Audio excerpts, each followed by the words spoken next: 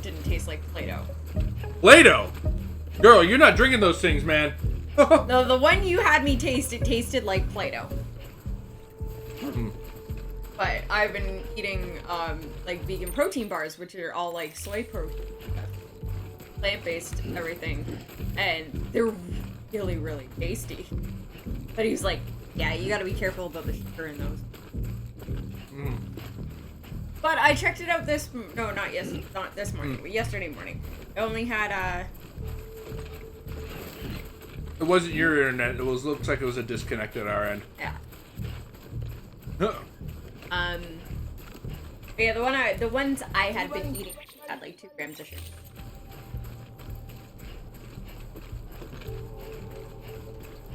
Part with the crematorium. Oh, you're still early goings then. Yeah, that's when you first get BB. It's like the first part of the second chapter. Oh. There's lots to go on the second chapter for you, sir. Yeah, the second chapter was long. It was a long-ass chapter. I'm really hoping chapter 3 kind of speeds along on that. Oh yeah, that's right. I'm still armed with my urine. Which is in the weapon slot. Or the active use slot. But what I want to do... Oh, you know what? I wanted to steal a vehicle last time we were doing this. That's what my problem was.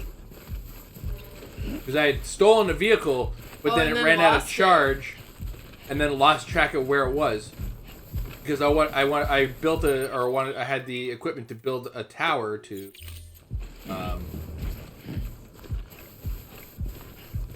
Still on level, we're good.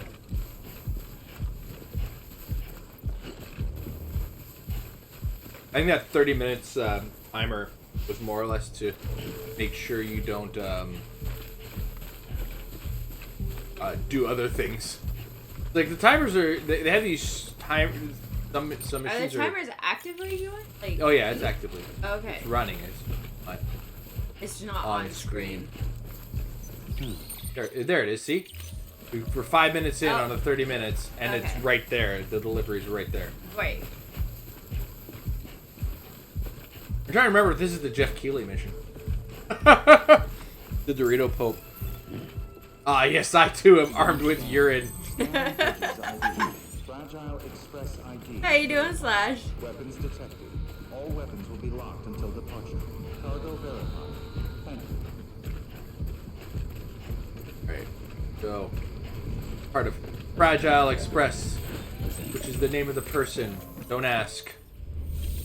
I got your damn pizza. The Get Well pizza.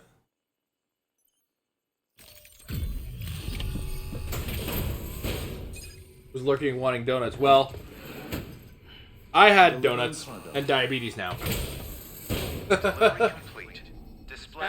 Super sugar. Our kids each tried a donut, because what we ended up doing was we'd never been to the bakery before. We decided to give it a shot. And so I went in while everybody stood outside and the kids were like pressed up a glass. And I was like, okay, I would like just a dozen donuts, just assorted.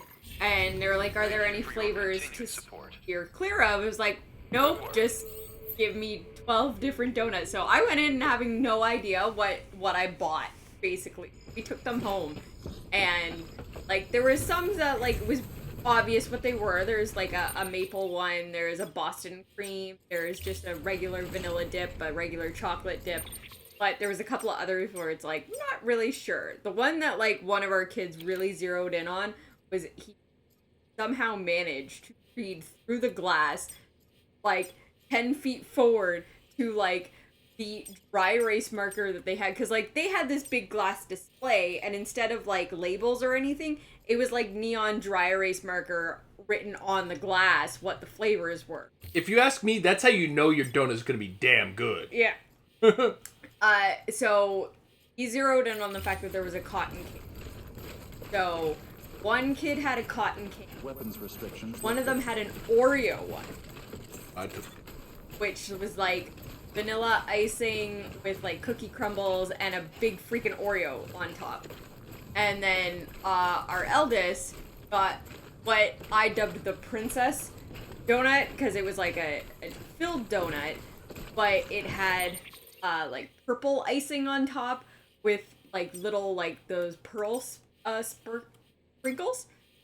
So like little shiny sprinkles on top, and apparently it was lemon. But yeah, so that we kind of went in blind, and then the one I picked, one I ended up eating. Some kind of fruit filled. Yeah, the Oreo one does sound delicious. It looked good too. I think I actually dropped the pictures of all of them in the Discord. Because like the kids had eaten it, obviously. Well, I took pictures. Cotton candy and Oreo donuts. I need the Oreo one bad. I'm gonna drop a picture of the Oreo one in our. Which is now actually linked down below in that like little section if you're not on full screen. Fuck.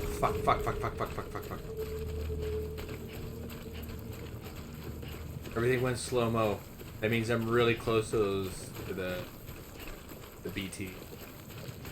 I'm happy about that. There you go. So now you can see the Oreo one is in the first picture, along with the salted caramel that Jason had. And then the second picture has the princess donut, the cotton candy one, and like nectarine mango one that I had.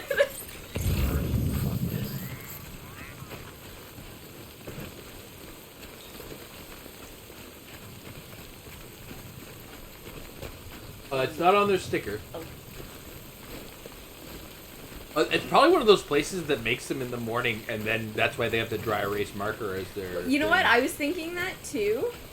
Because these do taste like they were fresh ingredient donuts.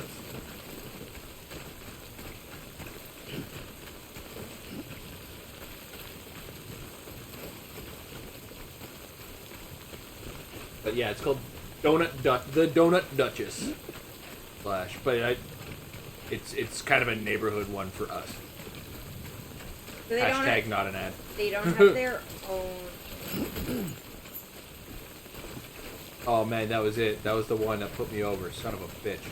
Sorry. They don't seem to have their own actual website. What about Kita Girl Bakes? Because they use the same POS system. Right?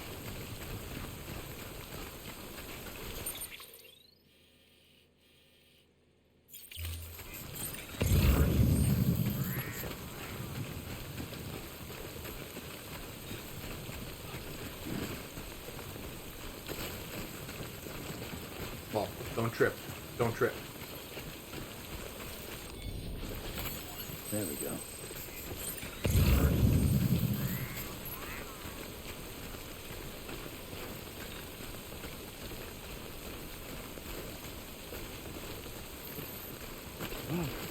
Whoa. Okay, we're good. We're good.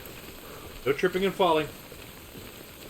And how do these people feel having like their own? They're a neighborhood donut shop. They don't like. It's not like they deliver or anything like that, right?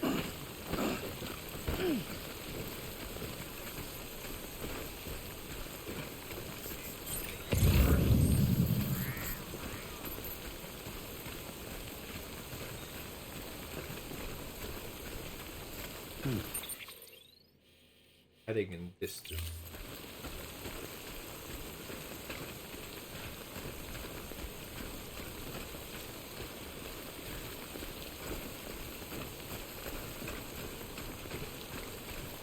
Top one. Yeah, it definitely. Like, I found their Instagram, so like it definitely looks like they just do like a random flavor.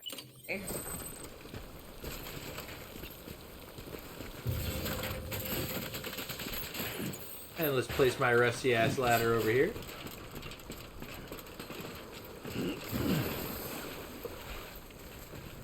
Oh my boots are almost done for. My boots are ruined.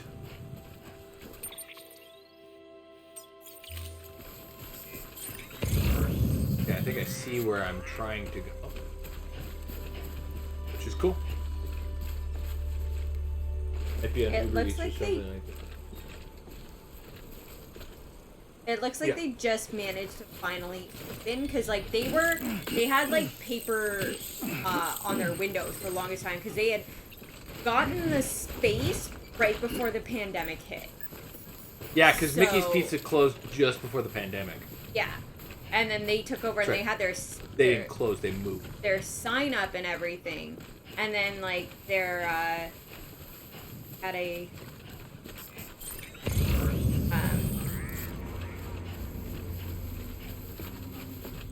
like, their most recent Instagram post was from, like, February 14th, saying that they had a mini pop-up shop inside the Keto Girl case while they were waiting for their shop. So I guess they only, really recently. So you can like other people's toadstools, and they're called golden toadstools.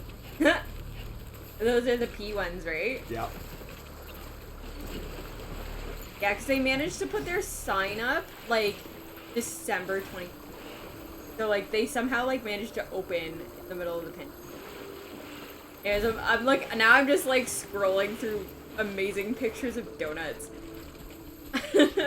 Yeah, because, there's a Lucky Charms one, the Cookie Crisp one. Cookie Crisp. The other one, there was a Fruit Loops one. So, it definitely looks like they just kind of pick flavors and go.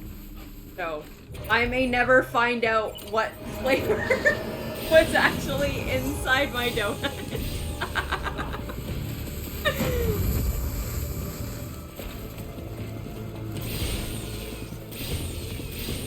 You know what? I'm kind of the same way. I will not just, sit down and eat Oreos. Unless they're, the only Oreo I will sit down and just, eat a handful of Oreos is, the golden one. The actual traditional Oreo, that chocolate cookie and the cream in the inside, I don't like it. I do not like eating them. But I will eat, a cookies and cream ice cream, or, anything that uses Oreos as a... if you get, a cake that has, an Oreo cookie crumb crust, or, if you put Oreo cookie crumbs on something, I have no problem eating that. The Fruit Loop donut, it was just, a basic donut with, pink or purpley icing on top, and then, Fruit Loops on the actual donut. So they had a bunch of different cereal ones. I was just looking at their Instagram.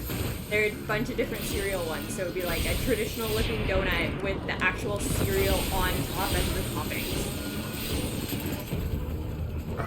No! Get back here! Give me that truck! We have another bakery in the neighborhood that's a traditional Italian bakery that will do funky donuts. I think the kids have picked up a fruit donut. But yeah, the concept is just you have a traditional donut with icing on top and then extra toppings on top of that. You kind of just throw whatever. And I've seen a bunch of different cereals get done like that.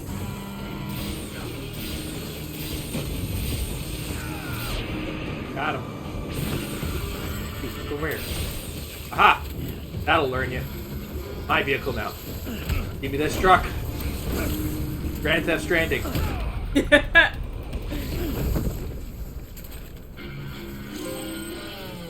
Sophie, doot doot. I grabbed some ice cream because my sweet tooth is crying to the moon. Oh, sorry. We're just gonna get everybody's sweet tooth going. I was gonna say, wait till we get to the candy tasting. Amber decided she was gonna get some more international candies today.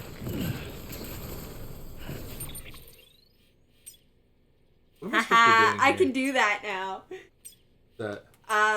Because of our awesome gift bombing of subs last weekend. Oh. I'm a sub to the channel, so now I can actually use our remotes. Yeah.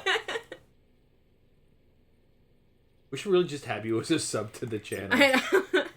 The Truscott Bakery down there is the Italian. Yeah, the Truscott Bakery. Yeah. So we've ordered cupcakes from them for our kids. Or just picked up random desserts, because sometimes you go into a bakery like that and it's so awesome just to pick up something, but I find that like when you go in for like a dessert, especially on a small scale, like freshly baked everyday bakery, this stuff is so decadent. And it's always huge portions, and like you're just eating sugar. Shall I reintroduce you to my donut? Well, I mean, the donut dishes is of the same idea. They got some really cheese, creamy. I've only ever had their like baked stuff. So like they have really nice like bread and stuff like that, or their baked things. I haven't had any of the actual like food they have there, but they have a full like deli counter and like made pastas. That was the other place I was thinking of picking up some like international candy from. They've got a bunch of like Italian you can buy there. If I'd been in that area.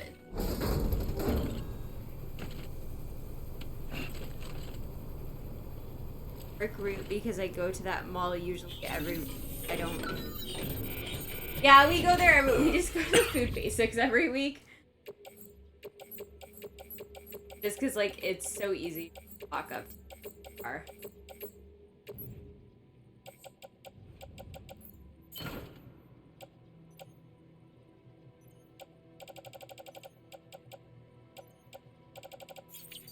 I remember when we first moved to the neighborhood, and like I knew nothing of the surrounding area, and when we were first here there was like a hasty market up the street, but then it like burned down. Yeah. And so like I had to like emergency buy butter one day or something. And I was still really new to the neighborhood, and I had no idea that the Food Basics was there, so I ended up, like, walking all the way to the other end of our street, so, like, Metro's too far and too expensive, or I was like, I'm gonna go the other direction. It made it to, like, the, Another hasty market down the street. Yeah, it's just another hasty market, right? Yeah. So I just made it to the other end of our street and went to the other hasty market, which would basically, like, double the distance of like just going up to the Food Basics, but I had no idea the Food Basics was there. I think that's what the hardest thing about when you move to a new area is like learning where everything is. Anybody hear me? I'd rather it. And now this is where I have to return that. Right? Where do you want me to bring the server? We've also been, like, in our class, and, like, it's changed so much, just in, yeah, especially when you're walking around and, like, learning where everything is. When I was a teenager and we moved to a house for the first time, like, my parents are like, oh, let's go for a walk around the neighborhood and we'll learn where everything is and we'll learn how to get to your school. And, like, we took the most, like, ass-backward way to get to my school.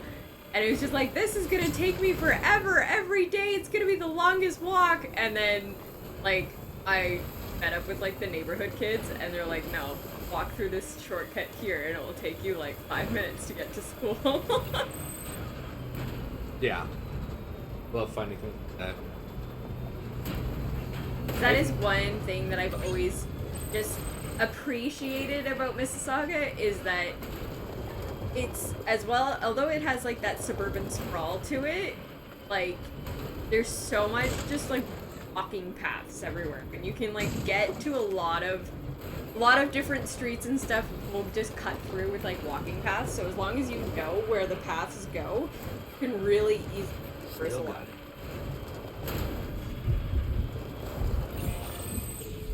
Charge me up, baby. Fuck yeah, charge me up.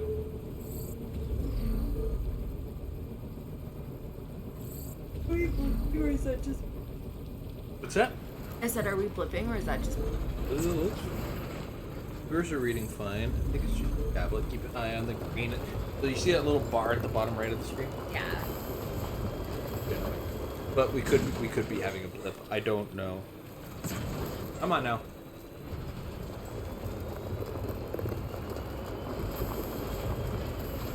Sometimes, lately especially. There we go.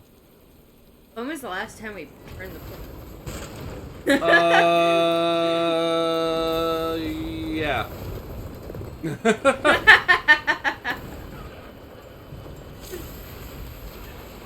We will, we'll use my tablet to just kind of like keep an eye on chat and stuff while we're streaming, especially when we're doing it from the couch because we're like 10 feet away from the computer. But it seems to be having some problems with staying connected.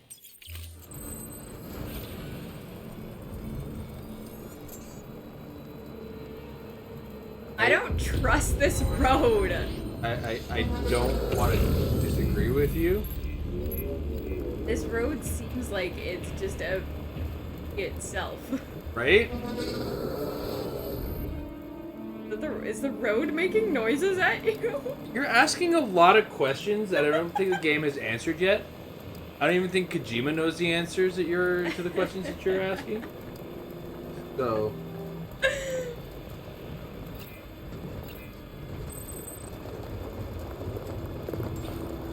Uh-oh, you're low in the power grid. That's fine. It just means it's using batteries.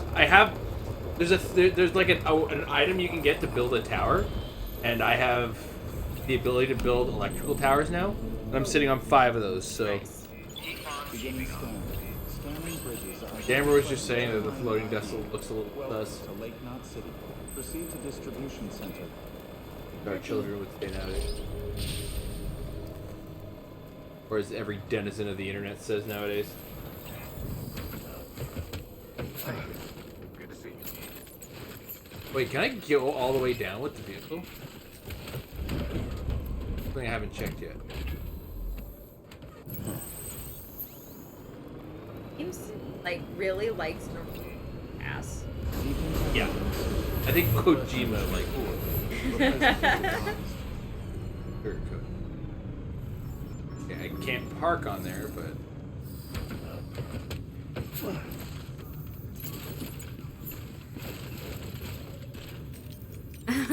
Okay, back not with ice cream, but cereal, because I forgot there was... Yeah, I didn't do my usual, like, I'm gonna get, like, some sugary cereal and stock up the pantry the last time I went shopping. Like, I can be such a sucker for cereals. That is one thing. I'm not, like, although This is one of our biggest wars in this house. Although I've been really good about, like, not going overboard with sugar and everything like that lately, and like really watching my intake with that. I'm such a sucker for cereal. But then I only like have, like, when I do eat cereal, it's like 1 day a week because of how much I work, and then it's like literally so like even though it's probably like 10 or 12 grams of sugar, it's like, that's it. That's all I'm consuming. And then a box lasts me forever until the kids get into it. Thank you so much. The kids, yeah, they're the ones. Your husband has... Okay, but your lack of self-control has nothing to do with the fact that I like to bring sugary stuff into the house. Lack of self-control, 1 foot taller than you and eating more calories. Tomato. Best suited to long, flat stretches. We're working on securing you. Yeah. So. Also, tell me that I'm not the only one who, when there is cereal, you either don't eat it for like 2 years or go through a whole box in like a week. Yeah, a week. Yeah.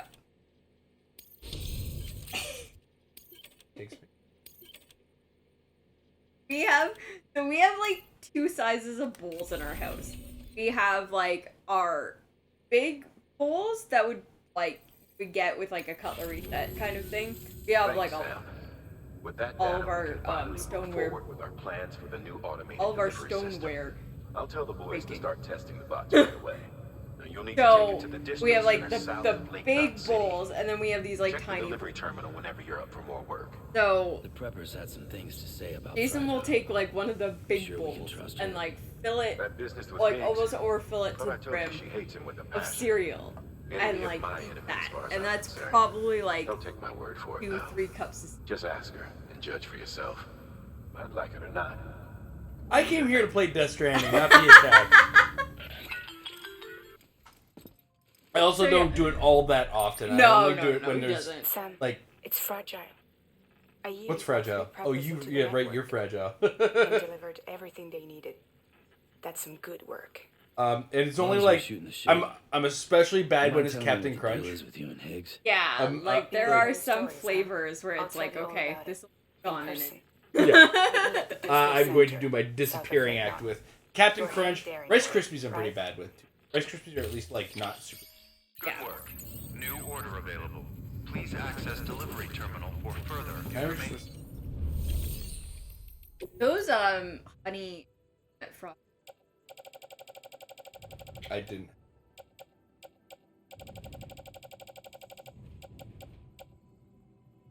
Pick a box of cereal into my work. Then I leave it for like, and then I eat it dry from the box. I do like eating, just like snacking on dry cereal. There was a time where you'd catch me doing. I just. Yeah, I couldn't tell you the last time I've done it, but I do like, that was one thing we always kind of did with kids too, where when they were younger, just have like a Ziploc bag of for them to like munch on. Like Babby. Yeah, like babbies. I had twin babbies. I had to do something. Snack time became a war. Like I'm pretty sure my backpack still has some kind of snacks inside it from having to make sure there was something Dude, always on I me. remember. So Slash is talking about that. Yeah, part of a balanced breakfast. Like, did you ever see the balanced breakfast on those fucking things? Like, no human being is eating all of the food that's in a quote unquote balanced breakfast on those fucking commercials. Because like there'd be the bowl of cereal, then there's toast and an apple and an orange and coffee and eggs and bacon. It's like motherfuckers. And even all of that Yeah. is like, All that's my meals for the week. yeah. Like my breakfast nowadays is like a protein shake and a banana. And like I added the banana because it's like maybe I should be eating more. I gotta say, hold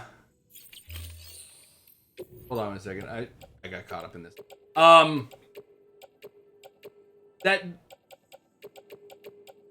protein shake thing is, I hate the protein shake, but it's like my favorite part of the morning. Just like you have to be there to witness the fucking mental fortitude it takes for me to.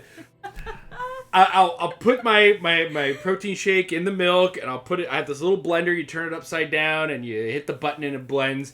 And then there's just that moment. I'm sitting over the sink. I'm like, and I just chug it. I just open the throat and chug it. And like sometimes it'll touch my tongue. It's like, oh, no. So all of this comes back to the fact that like at the moment, Jason's been drinking vegan protein shake. To do like a part-way vegan diet, like a vegan. So I think we've tried so far 2 different protein powders. We have 2 of them that are up on the top of our shelf right now. Yeah. I was like, okay, well this one's chocolate flavored. It should be at least a little bit more tasty. No. Mm-hmm. Whereas I'm still doing whey protein powder, or pre-made Sam. protein shakes with whey. Now, while they're on our It's board, not, there are others that you doesn't it goes without bother me as Yeah, bad well. as some other dairy does, because my lactose intolerance has been more intolerant than normal lately. But the protein shakes that I drink haven't been bothering me much. So, but yeah, I'd like to try a vegan one that doesn't taste like ass. But do you know what the protein is in it? It's plant-based. There's actually a lot of plants that have protein, like broccoli has protein. Wow, that was an accident. Only because like the one I keep now that I need one bike. Why would I need more than one? As we've spoken before, how like my ad algorithms pop up. So right now I'm getting a lot of plant-based ads pop up, and like all of the newer vegan protein shakes that I keep getting are pea-based. So I was wondering if the PEA. Yes. Thank you.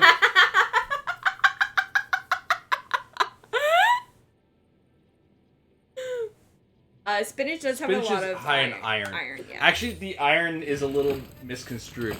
You see, did you know that in the French language, in lieu of decimals, they use commas? Thank you for your contribution.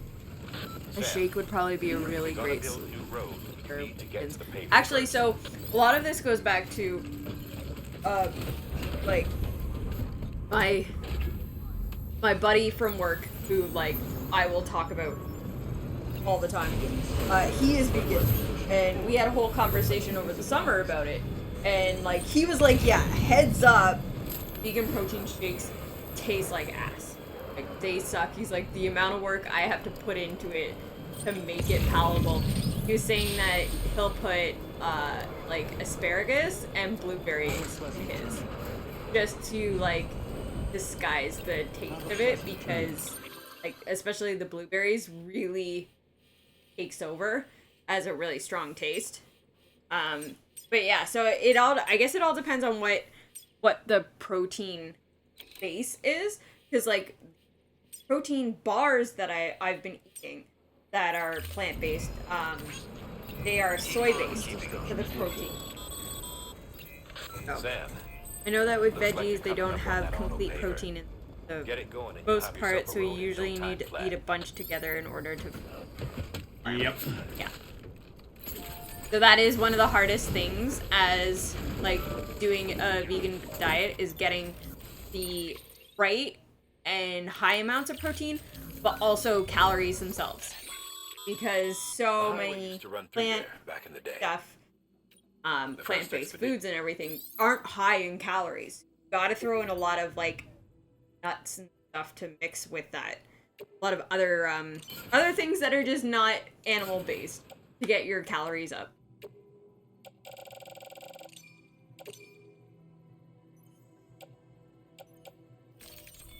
Soy is one of the few things that isn't meat that has complete... Yeah, but it's funny because this protein thing was like very strictly like, we're definitely not protein. Yeah. Or definitely not soy, rather. Mm-hmm. Definitely not protein. Well, because there's also a lot of people that will have, like, soy allergies, too. Yeah. So, like, the big thing right now is, like, oh, it's free of all of these allergens. Like, it's gluten-free, it's dairy-free, it's soy-free.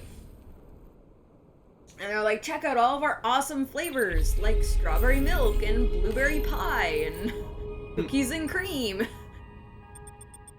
But, like, when I was looking at this particular one that I was looking at, like, it had all of their nutritional information, but none of them listed sugar. Great job, It was Sam. like, wait, how do you have this with, like, you don't even have, like, This is 0 only grams beginning. of sugar. You just don't even have sugar listed at all in your nutritional information. It's like, it's a little suspect, guys.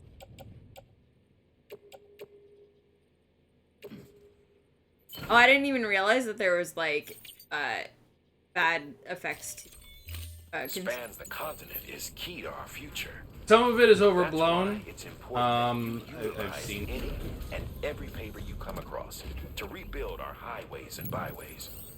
Imagine how much easier your work would be if you could Is it drive like from if you- coast to coast. Like, when you have too much iron or too much fiber, Well, too much fiber just...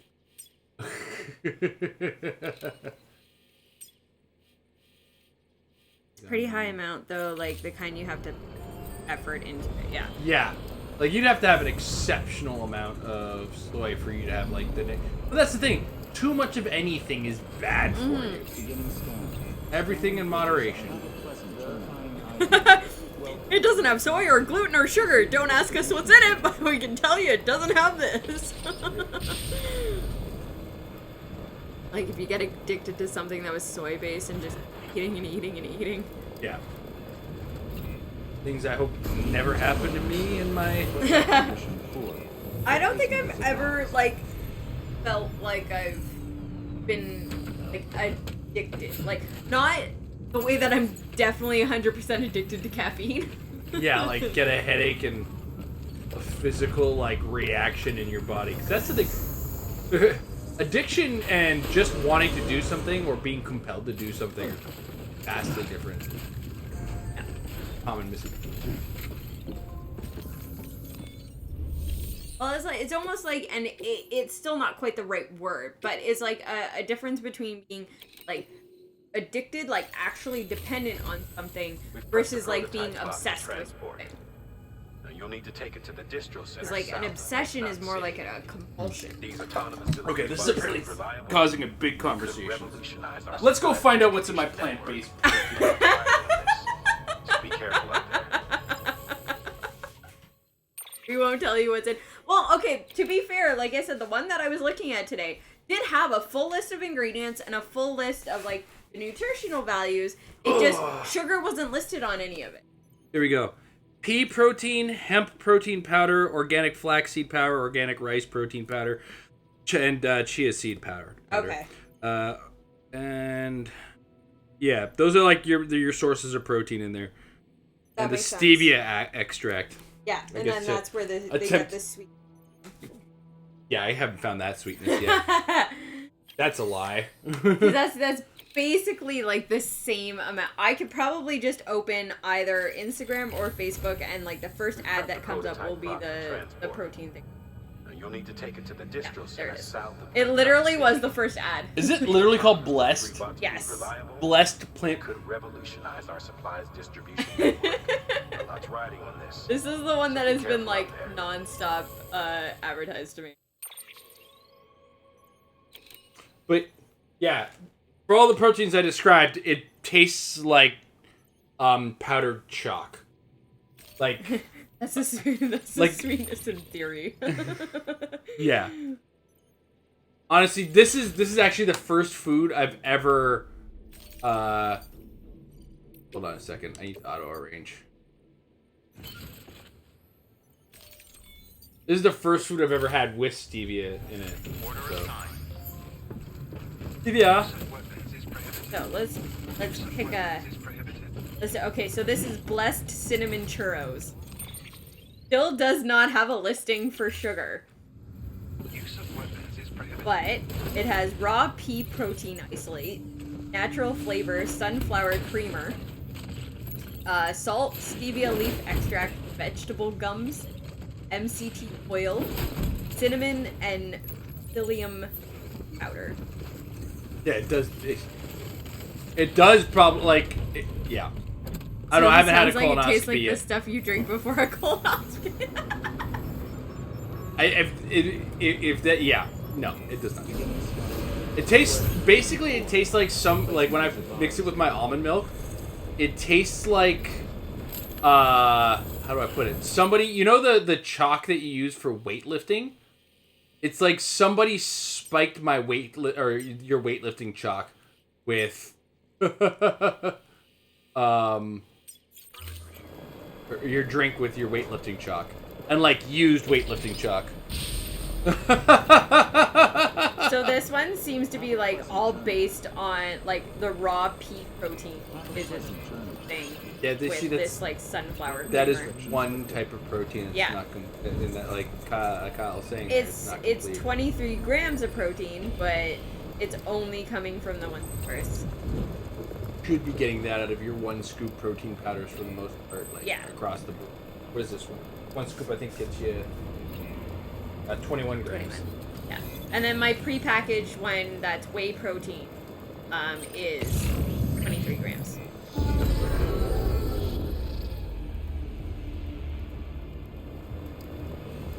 So working as intended.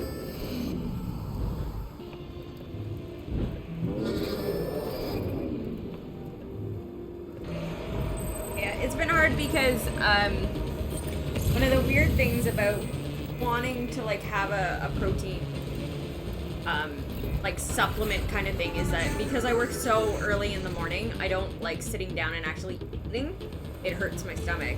So having like a protein shake or whatever is enough to like boost the calories for the morning, give me some extra protein to get my body moving, but then also sits lighter on my stomach. So when I'm up at 4 in the morning and need to start my day, I don't feel like crap. But for me, the harder things have been because I can't do too much dairy. So I've been trying to find like dairy alternative, but the one I have right now is lighter on my stomach. I don't want to do too much sugar, which a lot of protein shakes nowadays don't have a lot. Like they like promote that they're only like 0 grams of sugar or 1 gram of sugar. And then I also can't like do a whole lot of like stuff right now, so then that makes it hard to find protein bars. Also, I have a very love-hate relationship with chocolate. So it's like, I have the hardest time trying to like zero in on something. So right now I drink a salted caramel protein shake because it's something where I'm like, this tastes good and it doesn't hurt my stomach as much as other things. So then like, this was something that I found and now I've been drinking it for like 8 months straight. Like 5 to 6 times a week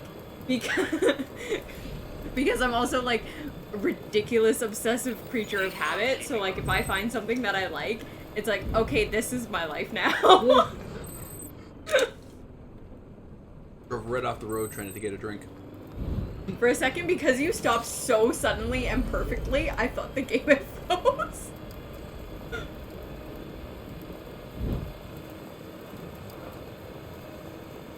I'm the same way, not much of a chocolate person.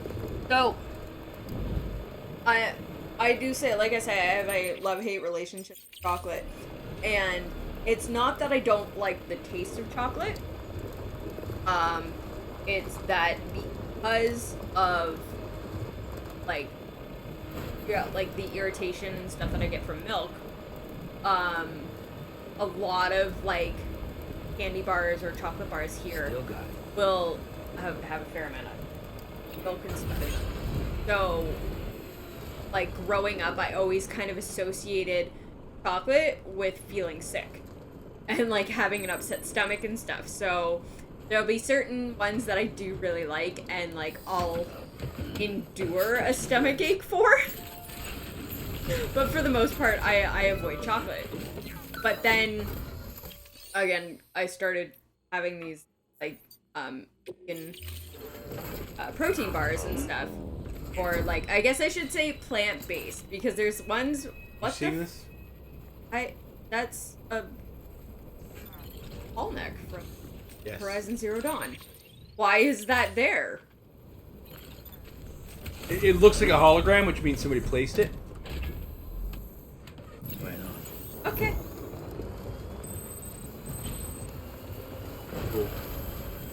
Neat. We might have access to that, so because we do have Horizon Zero Dawn, and you know, that's usually what it is. That's the kind of thing that comes with like having a save file in another game.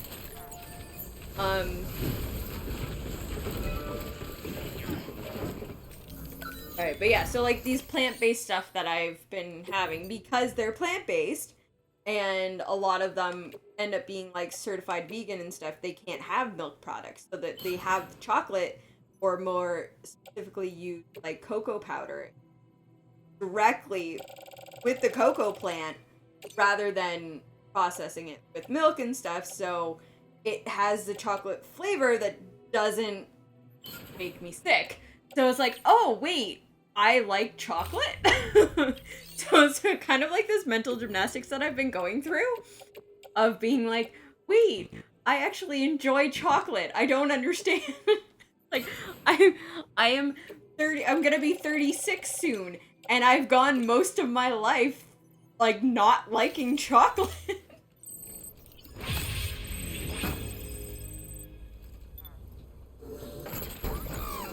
Or to the bridge. Just you. It's not letting me take anything off the truck, though.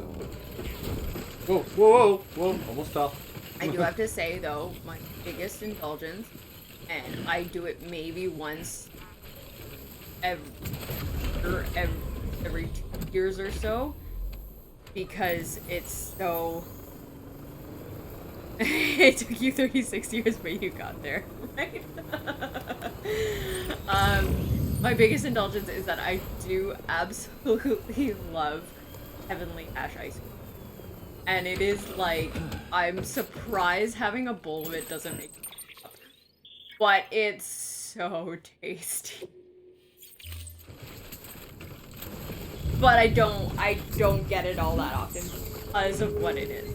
Because not only is it ice cream, which I can stomach the smallest amounts of, but then it's chocolate ice cream with more chocolate in it. But it's the marshmallows and the nuts, and it tastes so good.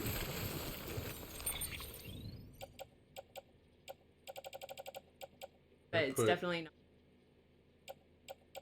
Oh, okay. It is It's just all the one that robots. green.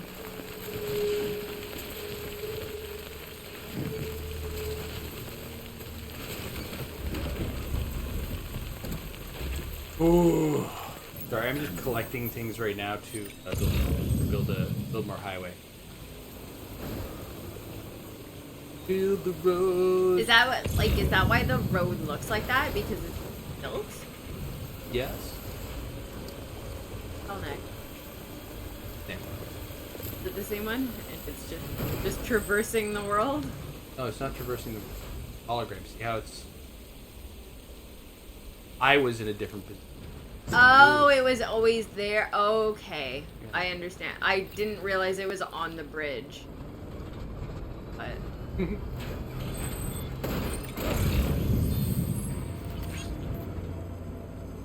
Lots of ceramics. Where's all the fucking metals go? What do I get for recycling them? Huh.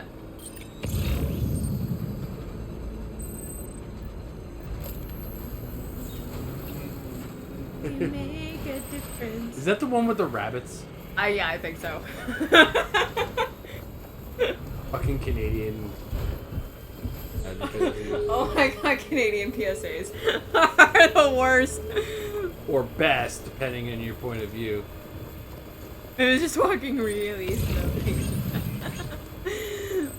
There's so many weird slogans like that from like when you're a kid that just get so ingrained in your head. And like I don't understand why it's still there after like I couldn't tell you the last time I saw one of those commercials. It's like the there's like this secret pain of being like a Canadian Resident Evil fan. Because there's one section in Resident Evil 1 with the absolutely wonderfully bad voice acting. And at the very beginning of the game, while they're like splitting up and stuff, and Wesker is just like, stay alert every single freaking time. I'm like, stay safe. And nobody else knows what I'm talking about.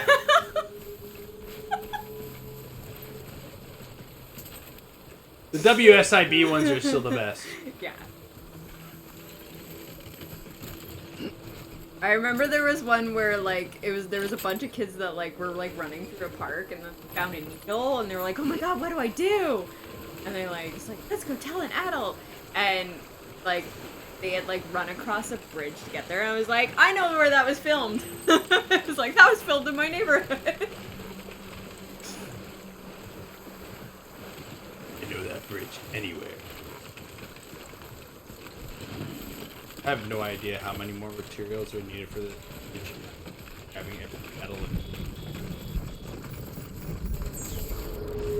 Quite frankly, I don't want to do much in the way of walking 2 missions. Yeah. I'm tired of it. Like, it's old news. Fuck it all. Vehicle looks like it's seen better days.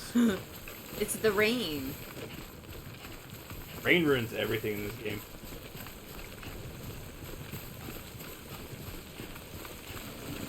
It gets you everything and... Okay. Actually, I should just use my repair spree.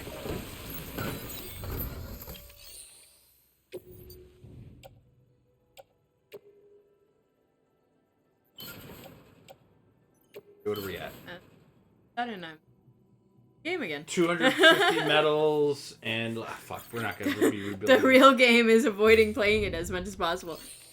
There's so many games that'll do that. There's so many memes that have popped up now where it'll have like some big catastrophe thing in the background and it's like main game and it's like me over here doing a side quest and it's like someone picking flowers while there's like a volcano exploding or something like that. Why is your baby freaking out? I fell. Oh.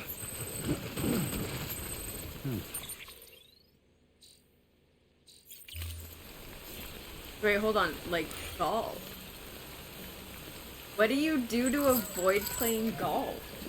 Drink. Now, I've only ever played golf. Like, I've only ever played mini putt in person and, like, golf in video games. And I've played a lot. I've played a surprisingly large amount of golf video games.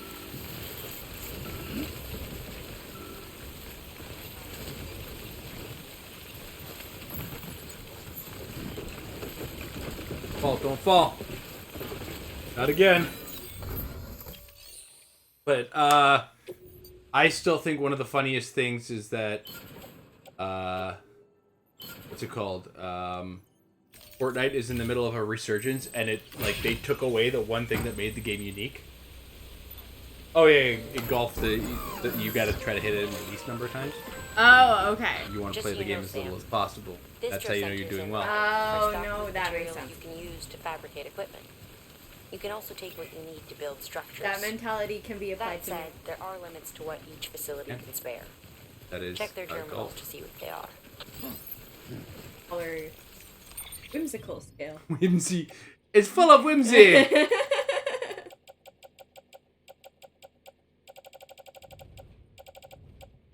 do have a container. Look, div container repair spray works on vehicles.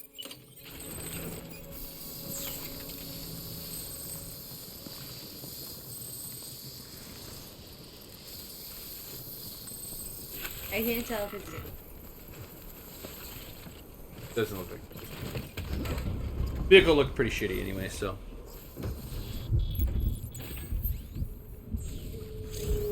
It's funny, I do love mini putt, and like, it is one of those like... Well, guess what?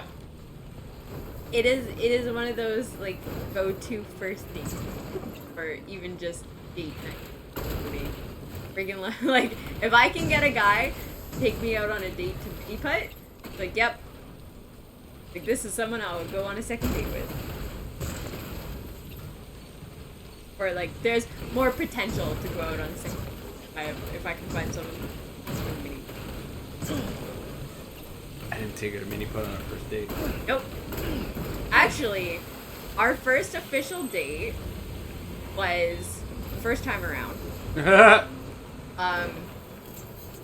We went out shop. We went to Chapters. Yes. And like his whole like game was to buy me a book and then take me out for dinner. But I like fucked up his plans. By I found the book that I wanted, but then went and paid for it myself. Yeah. I turned my back and she's like, "Okay, I'm done." Like, done what? I was like, "Oh, I bought my book." Defeated me. Cause like I'm a dumb kid and like I don't pick up on clues for stuff, so I can actually be really hard to date sometimes.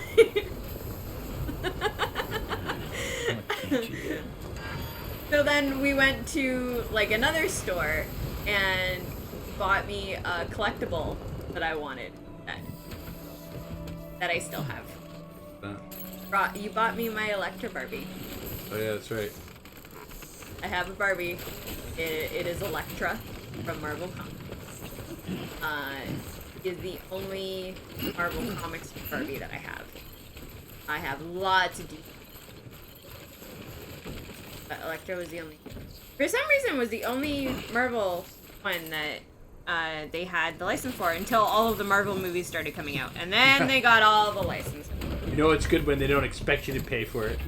Like, hey, bitch, get over here and pay. Beginning scan. Scanning bridges ID. Yeah, I actually, it's funny too, because like I have All weapons the will be amount of locked dates until I the have ended up on Cargo verified. without realizing that I'm on a date.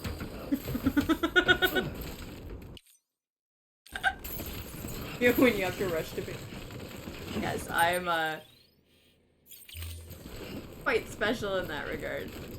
But yeah, I've had a fair amount of dates where I've gotten to the end of the date, and that's when I found out it was me. Taking suit. Footwear condition poor. Replacement is advised. And the fact that this has happened more than once to me.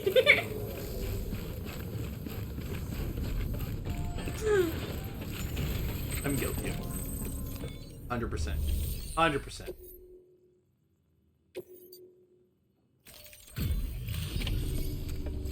Again. What is with this tablet? You know what? I'm restarting the tablet. Yeah, I feel like that's it. Like I said, I don't know the last time we actually did restart it, so. We were told you'd help with the vault testing too. But before we get to that, let's see how she's doing.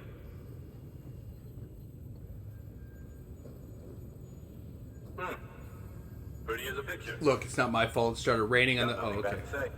bad to say. Is he giving you shit? No.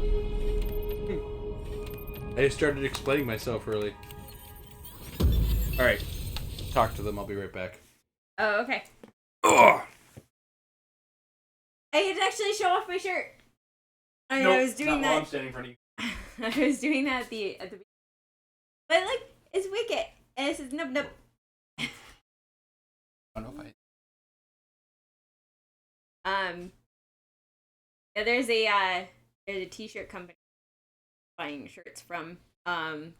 Turtle have a very specific art style of stuff, and they have licensed art. So they have like Disney. They have a Disney license. So they do a whole bunch of like Marvel stuff and Star Wars stuff, and so and then they have all their original art, and they also make board games, or more specifically, they make card games.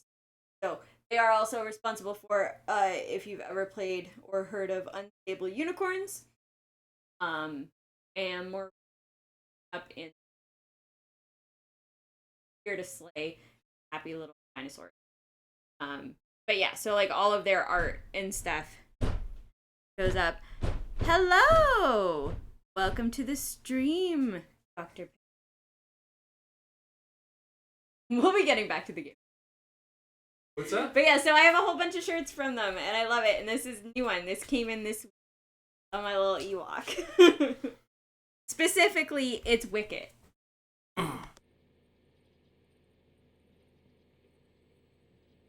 Oh, okay. Has this started yet? Backup watcher device. Or tablet hit. I'm an elite handler. You hear that? Elite. I mean.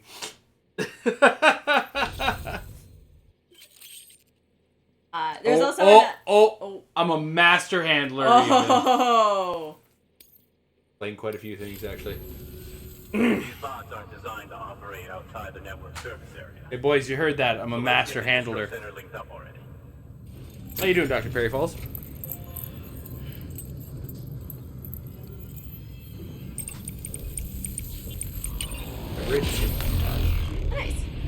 Nice. Now the other new shirt I got with this one says it says looks like a mermaid, look like a mermaid, swear like a sailor. I was like, that is me as a shirt. I love it. That's right. To get off. About to get off work. Nice. I worked today.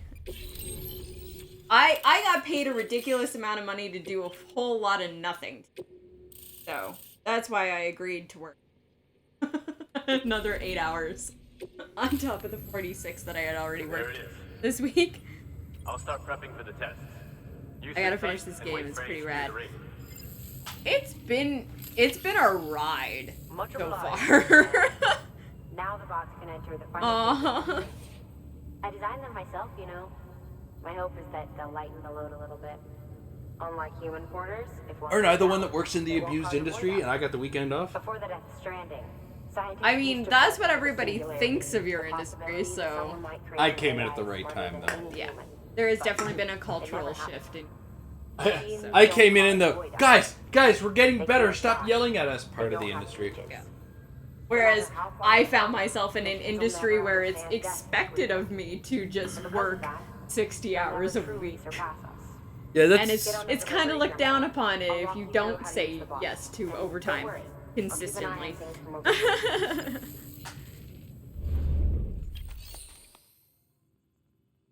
These autonomous delivery bots are designed to process. That's what happens when you find yourself simple as a manager in manual labor. Take a look away. Cargo transported by a bot is liable to get a little roughed up if the road's poor. On the flip side, a bot traveling on a well-maintained road is more likely to deliver cargo in better I'm shape. trying to build the Also road. faster, in case it wasn't obvious. Keep that in mind when sending them out. I do this guy's job, but just delivering. But you deliver blood? Yeah, that would be for like blood banks hospitals and stuff. Yeah. That's neat. You know when there's like jobs that you like that obviously exist in the world, but you've never really thought of before, and then you're just like, hey, someone actually does that job. That's awesome. Look at him. He's just a pair of legs delivering a package. Oh my god, that's an ass though. Clearly modeled after Norman Reedus's. Now we wait for the delivery bot to reach its destination. As of today, there's just one, but if the test succeeds, we'll move ahead with mass production. Then you'll be able to dispatch them yourself. Oh, It's just sassy little. seems I misspoke. We managed to slap together another delivery Technically, bot I for field too testing. deliver blood. You can decide how to use this one. Sorry, baby's fussing again. Thanks, Sam. We'll talk later. Good work, Sam. Look, it's Die Hard Man. These autonomous delivery bots will benefit everyone. From folks I want to know how many takes it took for anybody who referred to Die Hard Man in part of a conversation. Well, Die Hard Man needs your help. Like, oh God, hold on a second. We need to do another take of that. Thank God I wasn't the only one that looked at the robot's ass. Okay, so if we have anyone to rely on to look at ass in a video game, it's me. She's not wrong. Why we're married. It's also why I play female characters when the option is presented. Work at a crematorium. Well, that's neat. I didn't even know we had those in the area. I mean, assuming we do, because... Went to a wedding at one.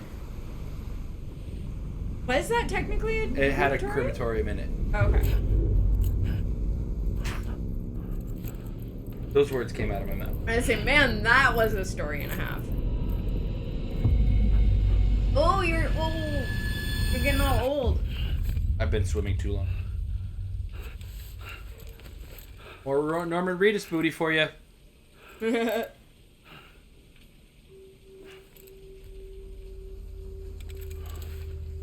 What the fuck, Why? Fragile? Fragile, this is my room. This is a private room, Fragile.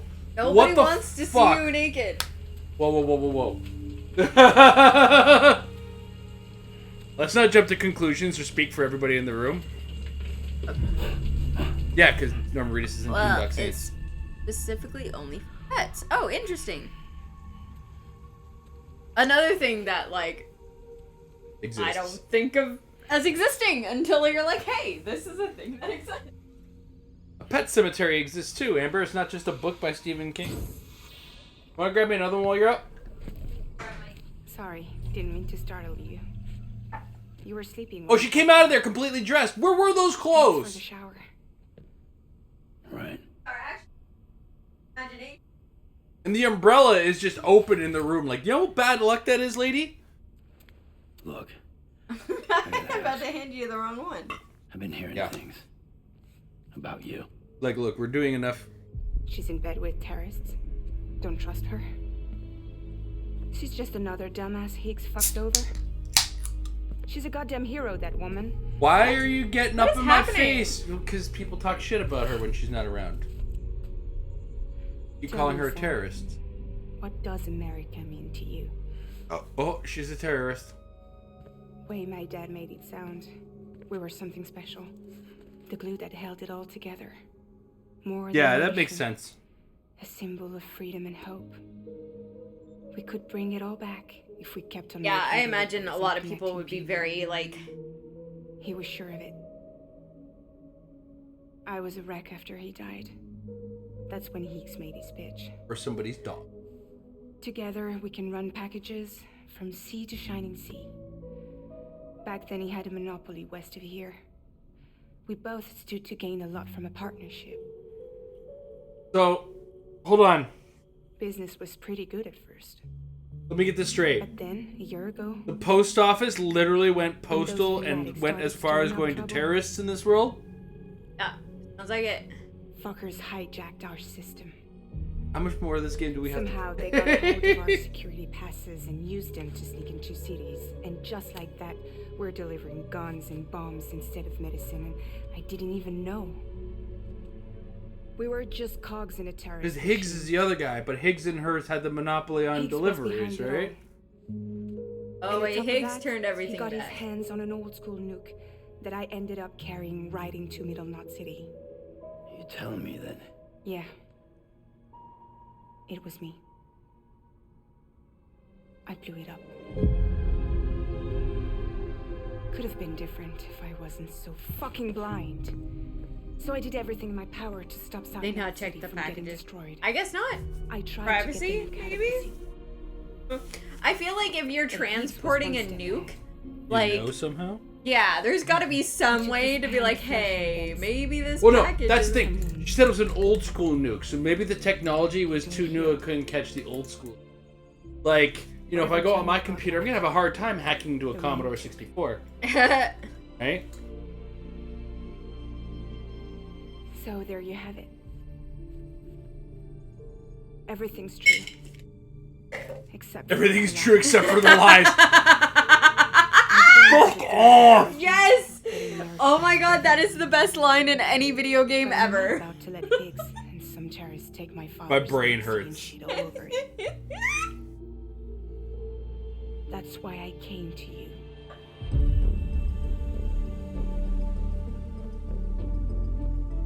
I mean, she's not wrong when she says it, but she said I'm it. here for you, Sam. She read that line in that script, in that room, recording that. You stop doing that! I've heard that line in real life many times before. I refer to those as cop-out lines. I have more toys over Oh, here. new toys! Your unread mail been piling up? You might be missing out on helpful tips or even special rewards. Uh-huh. At least make sure to read the priority mails, the ones with yellow subject lines. Who asked you, Die Hard Man? Even Norman Reedus is like, no. Is it because the mic's on and he's got the same level of sass that I do? The sky is blue and you look up at the blue sky. I swear it's all the toys. Look at these photographs. Every So- time I do it. What? I don't think there's anything new from those guys, but there's something on. Yeah, I saw that. Trying to get to the table. Yeah, look, it's my motorcycle. Oh, cool, and you're on it. Yeah. And, oh, yeah. I get the Why fragile you toy. got a fragile? Shh! Don't talk too loud at my shake off. It's fragile.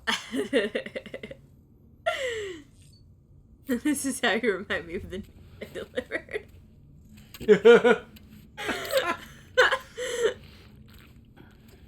Never made it as a postman. Now I'm sitting here, a postman screaming.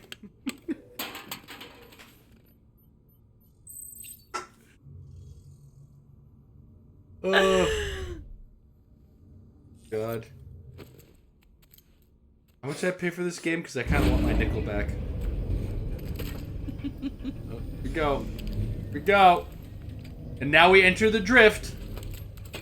Sorry, that just reminded me of, a couple of weeks ago when I told you that, Avril Lavigne had done a cover of that song and somehow made it worse than the actual song itself, and then we went down, a rabbit hole. It wasn't a rabbit hole. I introduced you to the Metallica tribute concert. I can't remember what it was called, but it was MTV had this tribute concert to Metallica. A tribute concert in the fact that Metallica was in the room and had to listen to all these assholes butchering their songs, including, I'm not even kidding, Avril Lavigne absolutely fucking destroying, and I'm not using that as, yeah, she destroyed it. No, she destroyed Fuel. If I could at least access that. The only one of those songs that was three of those songs were acceptable. And one of them was Snoop Dogg, who was probably so high, and he was like, who? Metallica? Sam. Alright, man, I can sing Metallica. Hey, hey! Fucking saying sad but true.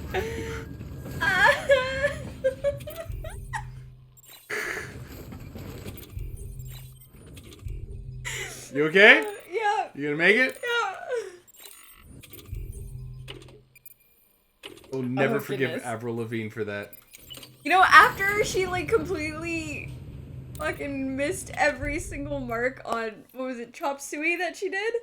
Oh God, yes. Nobody should have let her ever do another cover song. It's bad enough. It's not like, oh my God, she did Chop Suey.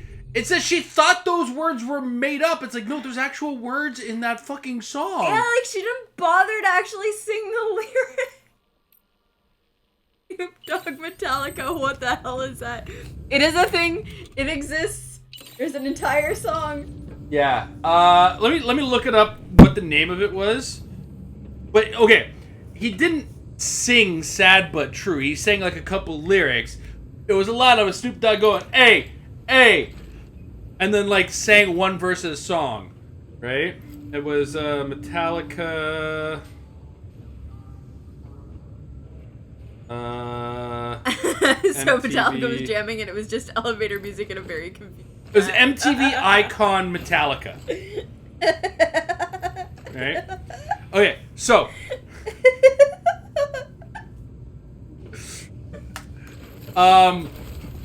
Basically, the laydown is the ones worth watching was Stained Singing Nothing Else Matters. Duh. Korn covering One. It's still not perfect, but it's fine. And the Snoop Dogg one, because it's funny. Aside from that, there is some ridiculous bullshit on it, including what was it? There was Sum 41 doing Masters of Puppets and something else, I think. Limp Bizkit doing Sanitarium. One more thing. And he Limp Bizkited the fuck out of the song too. Your hard work's getting noticed. There's Limp Bizkit covering a song, and then there's Limp Bizkit actually Limp Bizkiting this fucking song. There's Avril Lavigne singing "Fuel" if you hate yourself. On the plus side, at least her band knew the songs well enough to nail them.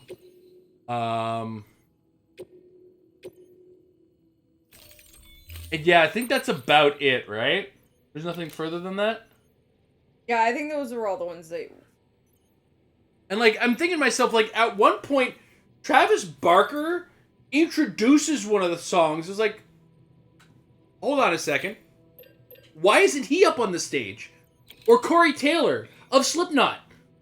Yeah, which is also kind of funny considering the fact that, Travis Barker ends up doing drums for a lot of people, but like he was the drummer on almost every song for Avril Lavigne's like 3rd album too. So it's like he's worked with her before. Go help her. Get up on stage, help her out. You're familiar with the girl. Sam, sometimes other porters will return Bridges' vehicles to the garage. Therefore, I was actually asking, because part of all of this came from the fact that Avril Lavigne came out with a new album a couple of weeks ago. And I was actually asking Jason, I was like, listen to this song. He's like, is that Travis Barker doing the drums? Is he back? Or did Travis Barker give somebody drum lessons? Because Travis Barker definitely has a very, like, it's not punk the way he drums. Yeah. It is prog. Yeah, there's a very big difference. Like, if you were to listen to Blink prior to Enema of the State, that's Scott Rayner. That's doing punk. The drums. That's punk drums. That's the punk drums. And then anything Enema of the State after, that's Travis. So you can tell, like, even though the lyrics and the songs are the same for Enema of the State and Take Off Your Pants and Jacket,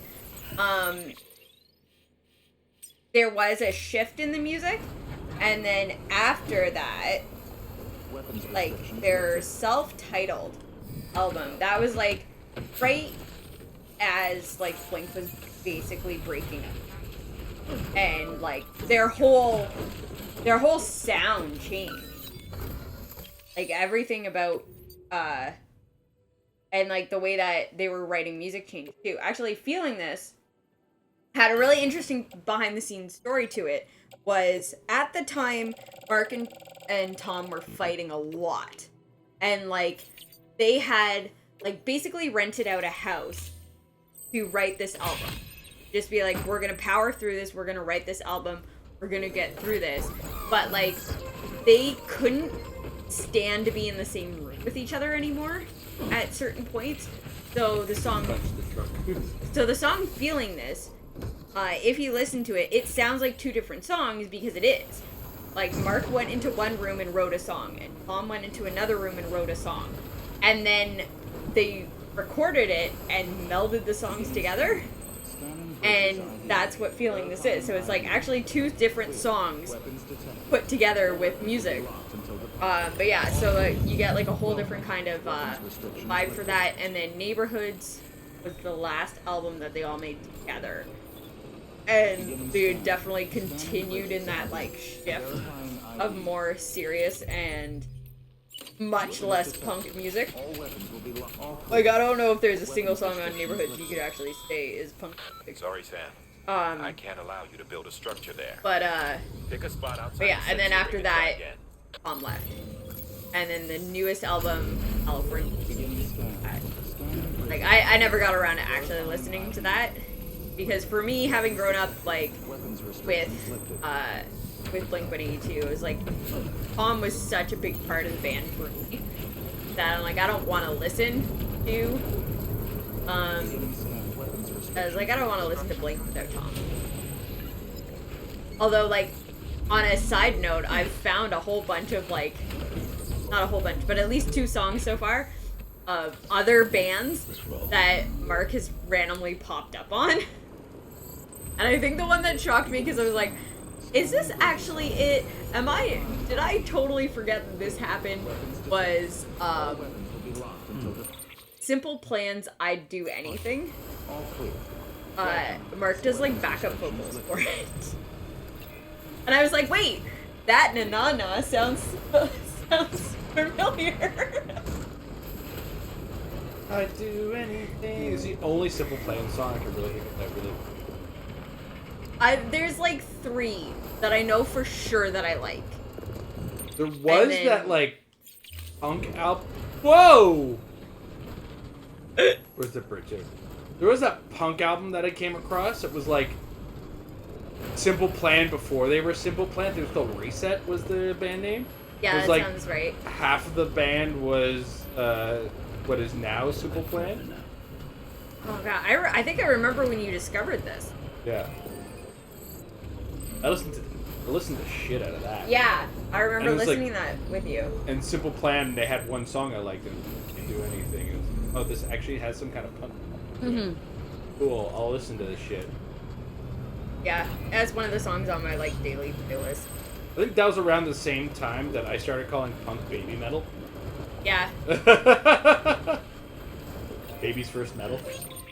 I definitely have like, I've actually started getting in. I think I may have mentioned this to you. I've started into just calling my type of punk, like my experience with punk is like I'm baby punk. Pop punk. Or it's like, yeah, I'm pop punk. It's like I don't mind harder punk and stuff, but I was never really exposed to it, so it's like a baby punk.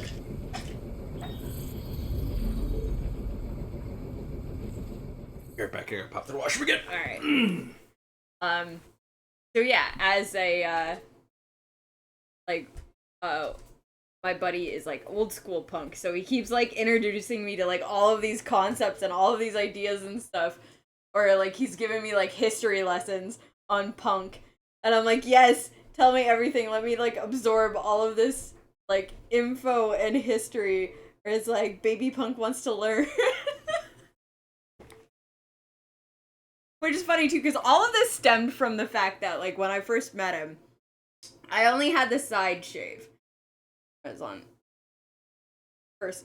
I had the full side shave, and my hair was like not this level of pink. It was like highlighter pink, but it had been really muted. It was like mostly washed out. So when I first met him, it was like I had a partly shaved head. I had pink hair. So he was just like, who the hell is this punk rock kid, and what is she doing at my work? So, like, that was his first impression of me, was that, like, I was just some punk rock kid. And I had to laugh, because I'm like, I never thought of, like, my style at the time, punk rock. Because, like, I had been so detached. Because, like, punk and everything was, like, I was big into music in high school, but, like, after leaving high school, I went back in, like, gaming and everything. Back into comics. So, like, my style, my aesthetic came from comics and video games. But so much of that has melded from, like, kind of like a punk aesthetic that it was like, yeah, it works. And then, we found out I wasn't 19. And that at the time I was actually, like, 31.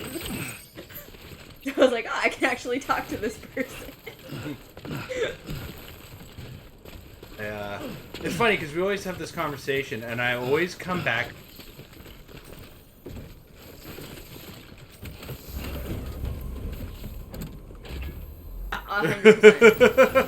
Absolutely. And it's all in the way that she puts her sound together and her aesthetic together.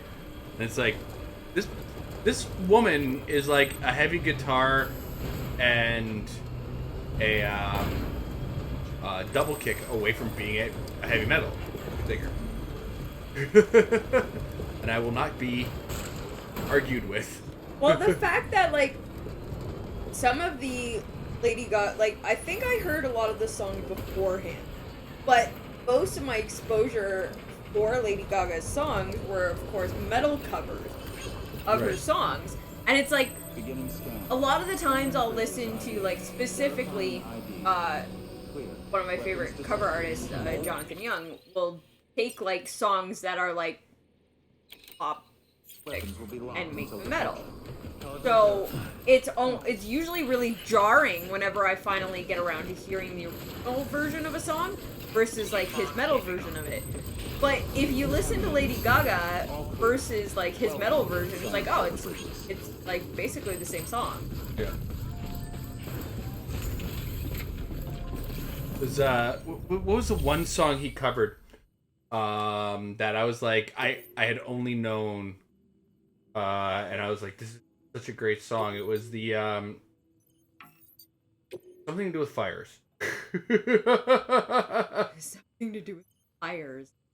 But I feel like it was like one of those boy band songs. Fireproof. Fireproof, yeah, that, I think Fireproof is a Fall Out Boy song. So you made it. Looks good as new. My hat's off to you.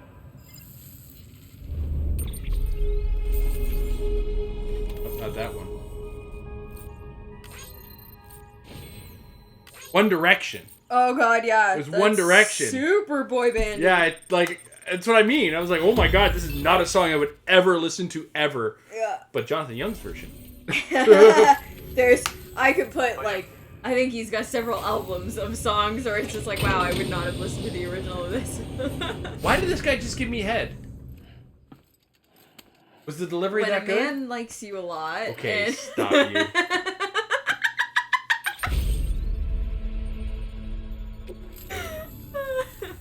I'll take. Good work. New order available. Please access. Okay.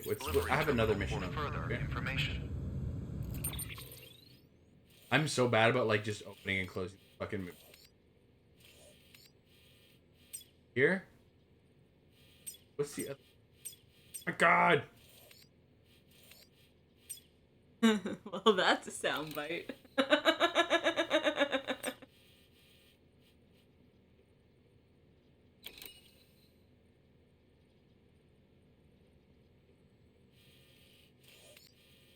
Here?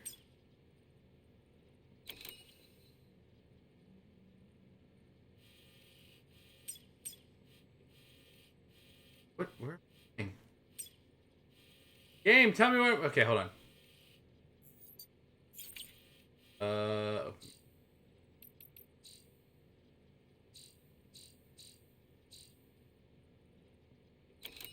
Deliver the. Oh! Fuck. That's a trip. Yeah, you go up into the mountains? Looks like it. I think it's the door. I think this is a motorcycle trip. That was one of those where it's like, was that our neighbors or the kids? That was the kids. Actually, you know what? I think the truck. Run the truck until it explodes. I'd rather it didn't explode, like, ever. Wouldn't mind finding a mailbox soon, though. Oh my god. Now I'm gonna have it in my... What? I do it. You know, another thing that Jonathan Young does really well, I don't think a lot of people know that he does it, is that he'll sing English versions of anime theme. Oh god, yeah. And, like, every time he does it, I was like, can we just hire him for the English dub to, like, cover it? The one that really stood out to me was the One Punch Man cover. Yeah. That one was so fucking Didn't good. he have to, like, actually write lyrics for that? Because Well, he there's has a to... lot of the song that doesn't have lyrics. Well, no. He had to write lyrics that made sense. Okay. Because if you ever read the subtitles on the lyrics to the One Punch Man, it doesn't fit together in English. Okay. At least not as rhythmically as a song, which is something you have to do. But when he does it, he keeps like the music of the song and the rhythm of the song and everything like that, right? So like, if he was to do an English translation, it would be close enough that you wouldn't piss off everybody. Okay? That's actually really fascinating because there is like one of his regular collaborators, his other cover artist, Caleb Hiles. They both did a version of Unravel, which I believe is one of the openings for. Oh. Yeah, it's on. We're signed up for Crunchyroll now, though. Yeah. And it's free right now, so take advantage. So, and like, it's really fascinating because like they're the same song, it's the same music, but they translated the lyrics differently. And that's what I'm saying is like, I don't think either of them translated the lyrics. If you put those lyrics together, yeah, they don't sing, right? And that's one of those things that's a skill you kind of have to like look to as. So if you want to take the direct version of a Japanese or a song from a Japanese anime as it was sung in Japanese, you start putting the English words in there. They don't use the same rhyming scale. because, you know, if these are not actual words when I say this. I'm just using this as an example. But if they have a word for potato, but it rhymes with apple, right? And then you say the potato apple. It's like, well, hold on a second. Yeah. Those weren't rhyming words. What are you doing? This is not right. You know? And you're going to really mess with people. So when they both came up with lyrics, they're going to come up with different songs or different lyrics with the same music, but they're also trying to keep to the same sort of storytelling that the song is trying to have. Yes, definitely. So, like, that was one of the things that Jonathan Young really nailed with the One Punch Man song, is the One Punch Man song is about being the best and, you know, and standing out sort of situation, right? And he came up with a version that, you know, sounded good in English and could stand on its own as like an acceptable version that somebody who's watched both the English, you know, version or the North American release, rather, if they were to do a North American Japanese, right? And wouldn't be like caught off guard. They'd be like, "Oh wow, this is a good adaptation." It's an adaptation. It's not a translation. Mm-hmm. I think the long story that I just fucking the long road to take around the fucking corner is what I was trying to say. Yeah. So, which is what I found completely fascinating about this song, because like I absolutely love Jonathan's Young version of like his lyrics, his adaptation of the song versus Caleb's, because like it is based off of the same song, but they wrote the lyrics differently, where it does tell the same story, but I like the way that Jonathan Young tells it better. That's fine. Yeah. Right. And like I find that so fascinating that the way, because the way that like Japanese cannot strictly translate it back into English. Yeah. Or at least back word into for English, but not word for word. And then, but the thing is, if you translate the words that they use and then put it into the thing. Yes, it was written as a song, not just a direct translation and then saying that way. Yeah. It's like how, in a weird sense, they had to create a brand new theme song, and I'm sure there was marketing for it too.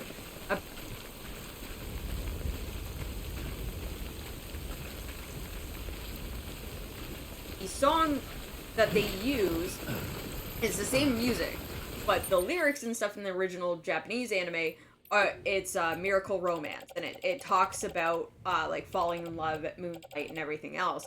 But then you get like that iconic 90s Sailor Moon of fighting evil by moonlight and winning love by daylight, and like the lyrics are so simple and so basic that it's like just pure marketing. But like there was also, nobody wanted to put that effort into actually translating Miracle Romance into a theme, especially when you're marketing it towards children. It's like, okay, well, we've got like the Mighty Morphin Power Rangers and like those like catchy hip 90s theme songs where everybody had that like iconic theme. They needed that versus, you know, putting effort into actually having a proper translation or adaptation of anyways theme.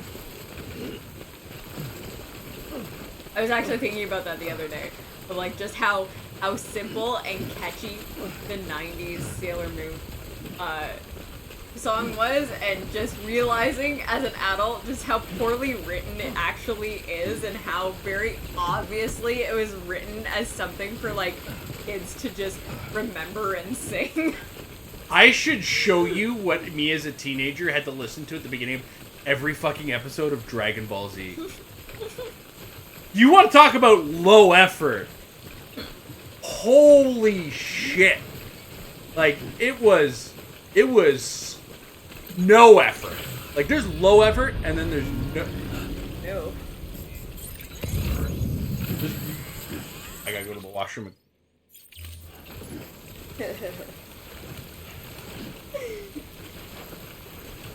I think the 4Kids dub is the one I'm talking about. No! I want to stand up! Let me stand up!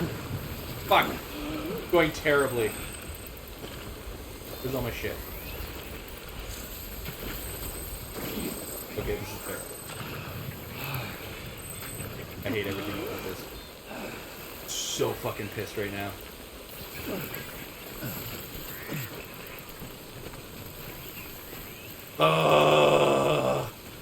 Everything.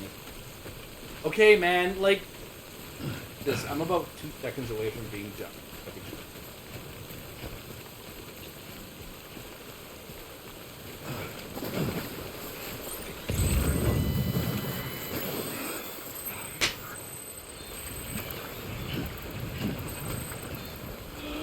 Like, I need my fucking shit.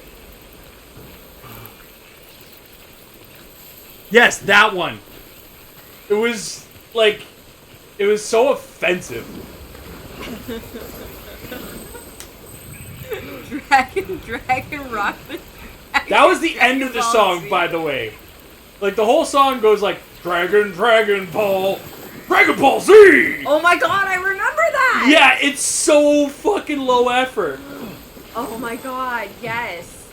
Like, if people knew what the Japanese opening sounded like at the time, like, they would be like, what the fuck did they give us? Like, that's literally, that's all the lyrics, yes. No. Not again. Fucking parkour this shit. Okay, I do have to do it. What the fuck is with my bladder today? Sorry. It's the Coke Zero. It's right, I did drink like a big ass thing of Coke Zero. It just fucking flies through me. That's why it's 0 calories. Calories don't stay long enough.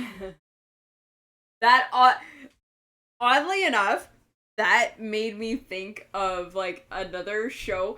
So there's a show I used to watch as a kid, and, like, part of me, like, begrudgingly watched it just because it was on.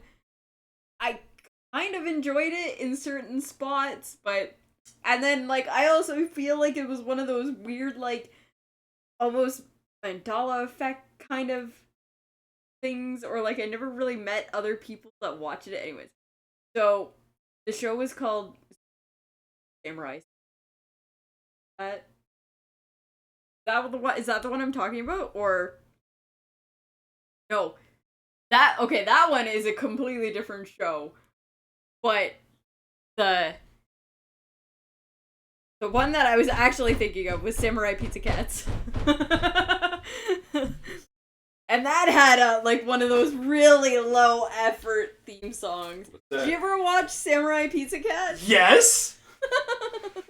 Again, you're right. Very low effort in the opening. But of course, and I stumbled across another one, which was because when I was trying to think of Samurai Pizza Cats, the thing that came up to my head was Superhuman Samurai Cyber Squad. Dude, and that all that was just another thing like the Power Rangers. Yeah. Oh, I'm wondering how many people am I gonna break with that one thing about the Power Rangers? Which one thing about the Power Rangers? That they're like, it's almost zero original content. Oh yeah, that they didn't start. Like, I think it wasn't until they had the movie that they started doing anything that was actually their own footage. Yeah. Even some of that. Yeah. Even some of that. So, for any of you who was a kid who grew up on the Power Rangers, yo ass didn't watch anything that was North American except for that shitty teenage drama shit. Yeah, anytime they were out of costume, that was filmed. But any, like, even the droids, like, or sorry, the Zoids. The Zords? The Zords. Yeah. Yeah. No, the robots, the fucking guys in the suits. Everything, all of that was... So, yeah, what happened was, and this, actually, this is on the TV shows that made us or the toys that made us. I can't remember which one it was. But, like, Super Sentai was a show that originally Stan Lee wanted to bring to North America, but he couldn't figure out how to make it work. And then Saban, Chaim Saban, or I think that's his name. I don't know his full name, let's be honest. But he swooped in and was like, "Look, we're going to own the content, but I can't sell this show in North America. This won't fly. But we're going to take all these cool action scenes, we're going to put them in a show, and then kind of work from there. And like, you know, those of you who may not have caught it, the Yellow Ranger has a little bit of a revealing moment in the outfit. Because the Yellow Ranger being a girl outside of the outfit, that's a boy in that outfit. Yeah. And it's very obvious. So I remember, and like, the weird thing was how I found out that, like, Super Sentai whatever was its own thing in Japan was I was on a summer trip with my parents. We went to, like, visit friends in Ottawa. And my dad took me to, like, this market or whatever, some kind of, like, out shopping, whatever. My dad took me out shopping. And I got a binder of Power Rangers. But it wasn't North American Power Rangers. There you go.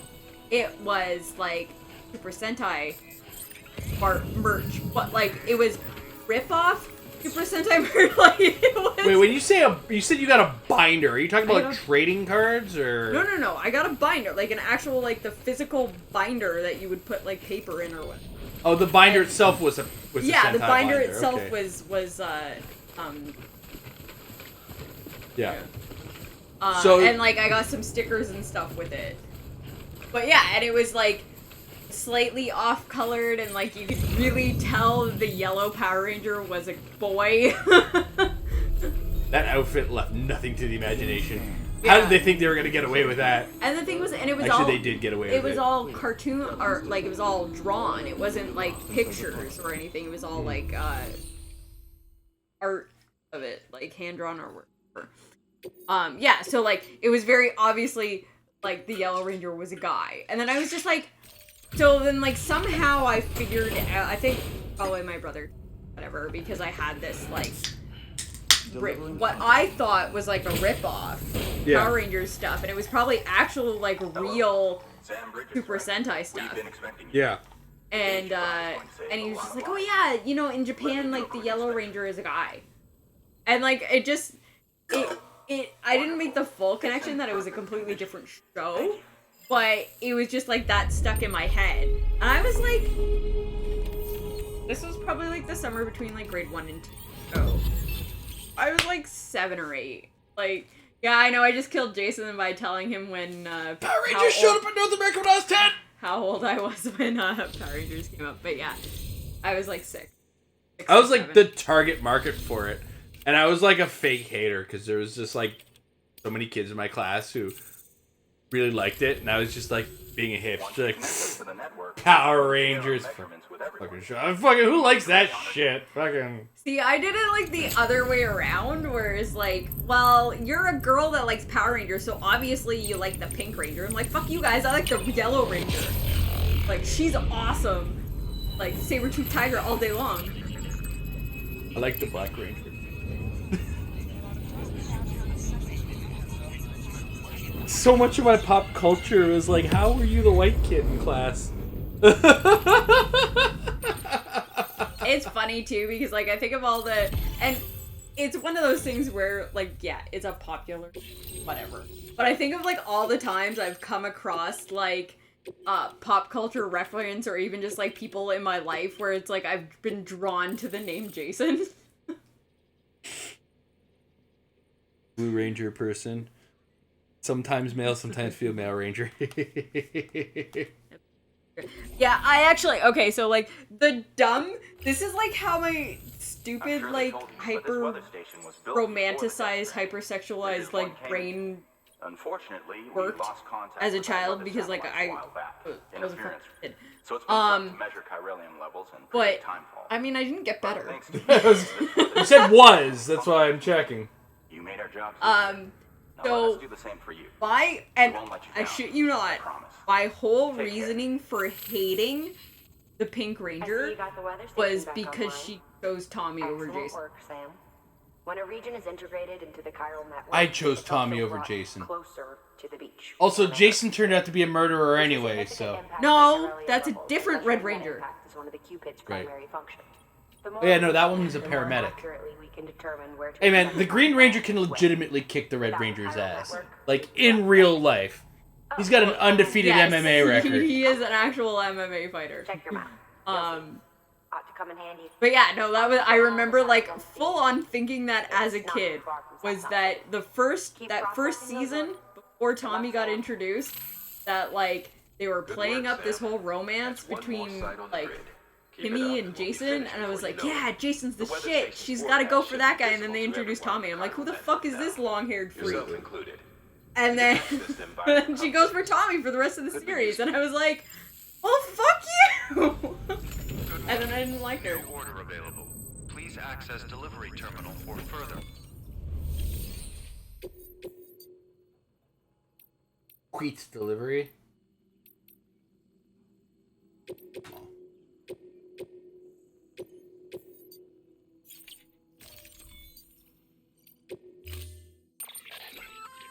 I need my truck. Added a timefall shelter option to your PCC. They're perfect for keeping you and your cargo dry until the weather improves. Oh, now we got a way to keep me dry, because actual outcroppings on rocks wasn't working. I'll be right back. Congrats. Yeah. Your PC. Amber was deep in the shipping trenches. It now. And like, I'll let my... as a reminder, the show came out when I was like 7. But it started young.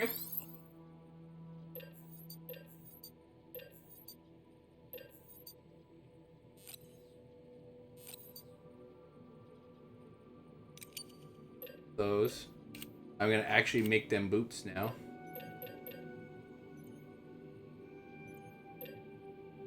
Level 2.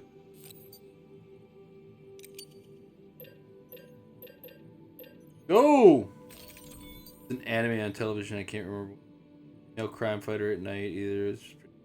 Cyber 6. We've talked about that one on this on stream before. A floating carrier yeah, I is a remember kind that of one. Tractor car. You can load one up. If one's not enough for your, just make sure you. For those of you who may not have heard that correctly, it was Cyber 6. That container is filled with... If it breaks, which is bad news, therefore it's imperative you pack some extra... In case you're... Deliver it safe.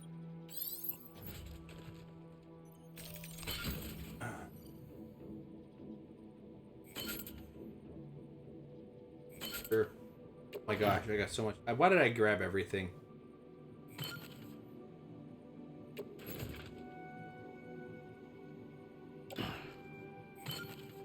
What it... Oh my god. Taking on way too much.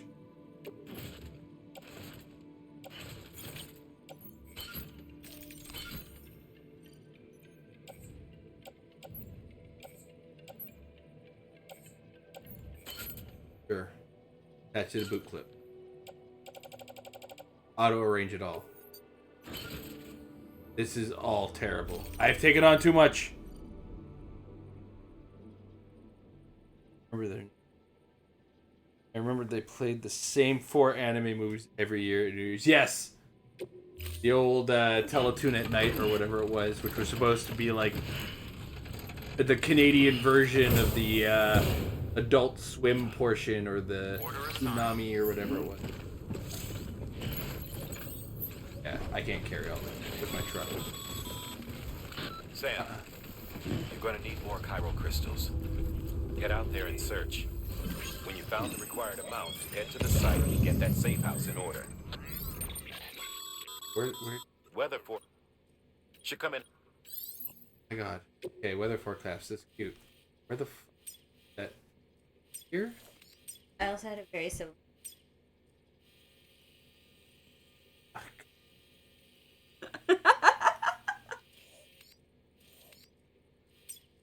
At least now that I've read enough X-Men comics for like Jean Grey to just legitimately like earn my hatred. Can I fragile jump here? How do I fragile jump? Baby sneezing and laughing at you? Yes.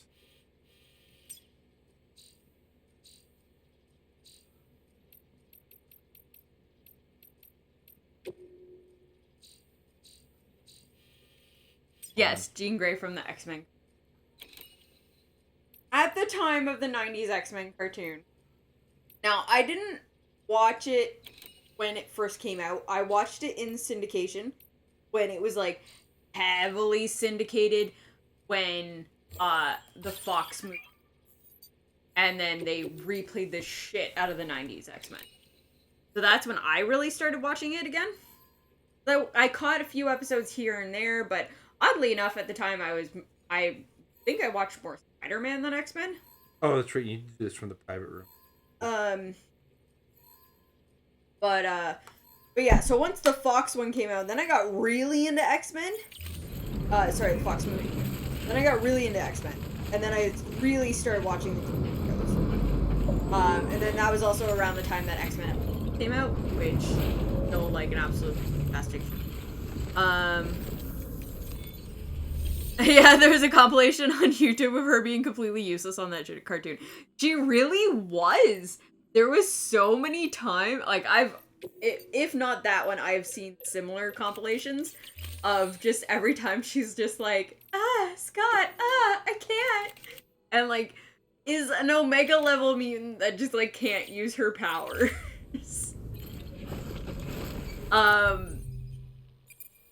But yeah, like, there's so many other moments now, like, having read so many X-Men comics now, and, like, just being like, man, Jean Grey's just always sucked. He's just the worst. There's actually a X-Men, there's a comic, or a comic panel from, I think it was All New X-Men, before they split it up into X-Men. Where, when they did the time displaced, teenage X-Men brought to the future. And there's just, I use it so often. There's a single comic panel of adult Iceman just being like, oh, this is why no one likes you, Jean Grey. Isn't that when she outs him? Yeah, that is when she had outed younger, even worse, she outed younger, Iceman, and then had convinced younger Iceman to confront older Iceman, who has been apparently in the closet since the 60s, and then that's when older Iceman was like, this is why no one likes you, Jean Grey. Yeah, in the movies, they definitely make her, like, they show her power, like, is most certainly powerful. It did do that well. But she still wasn't, like, a likable character in the movie, which hurts me too, because I really like Famke Janssen. And, like, I had the biggest boner for her at the time. Like, when those movies came out, like, I watched anything. Like, oh, that woman.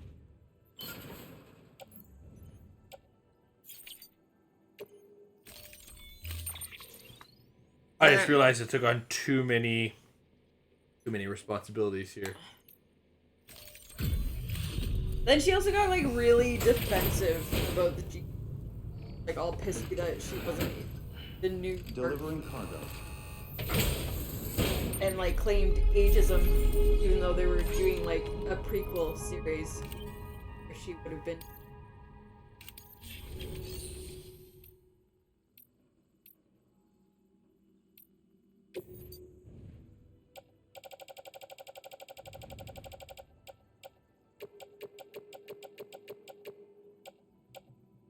Oh man, Rogue from that show.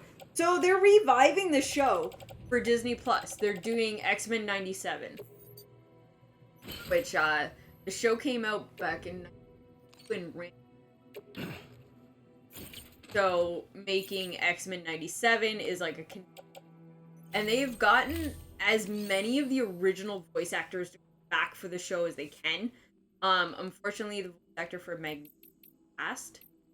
So they're after, but they managed to convince Rogue to come back, which is like a feat unto itself, because she left voice acting and went into politics, and she's been a mayor of her city for like I don't know how many years now. Like, she's actually like a mayor. Your primary, Shug.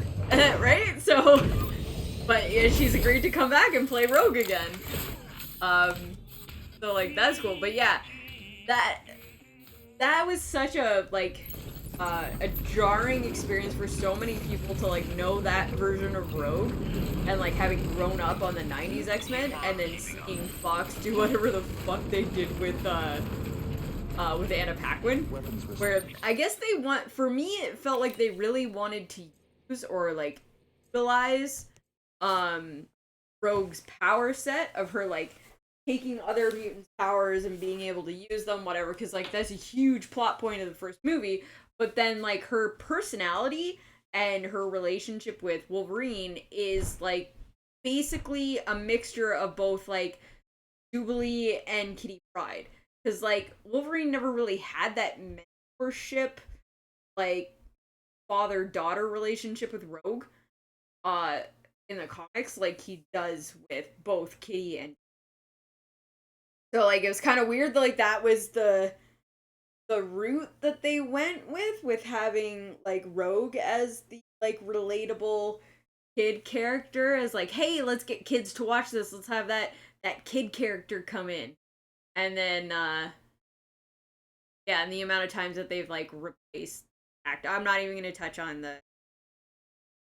replacing Pyro from the first movie to the second movie, because there is some bad shit. But, like, they had Kitty Pryde replaced 3 times. Like, they had a different actor play Kitty Pryde every movie. And then by the time that they decided that they were going to actually make her, like, a character, that's when Ellen Page played her instead. Now. Yes. Sorry. Well, at the time, known as Elliot. But, yes, Elliot Page, played Pride. Which, I think Elliot Page is an actual amazing actor. He's awesome in, like, so many things that we've seen him in. But, at the time, I did not like him at all. Because, you know, the hell does Lady's granddaughter have to do?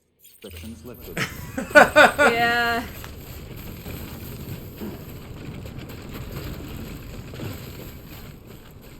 That was probably why I liked the grand. Both the old one and the two.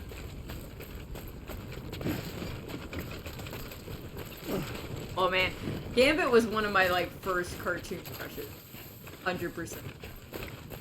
And then I found out that like he was voiced by the guy that did like Kung Fu the Legend Continues. David Carradine? No, the Continue guy. Oh, the narrator? Oh, like I'm trying to remember what his name is. David Carradine was in Kung Fu the Legend Continues. I know what you're saying.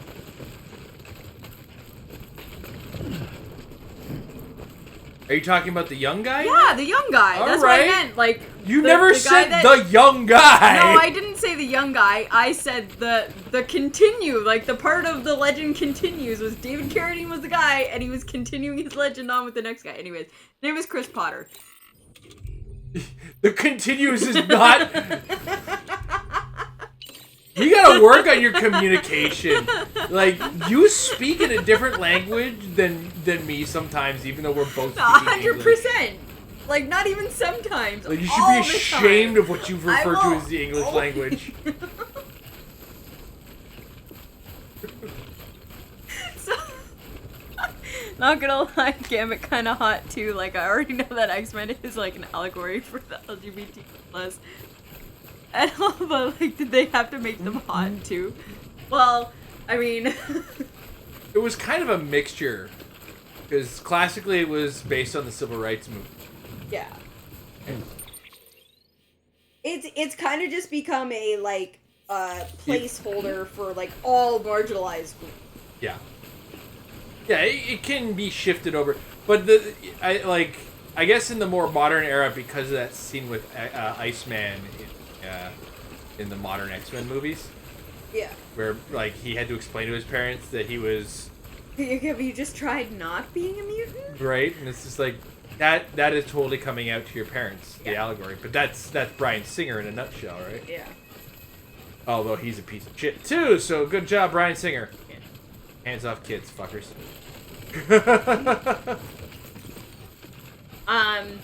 Goes for you too, Kevin Spacey. Fuck.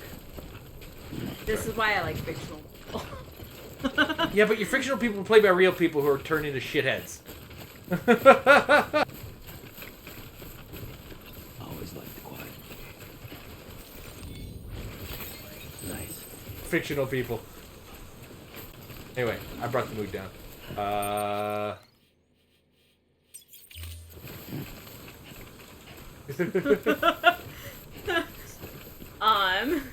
but no. So I also kind of like blame it almost on a like Rob Liefeld type era of hyper masculine, hyper male fantasy of like the superhero of the suit, like the 8-pack super muscles of like why everybody in X-Men was so fucking hot.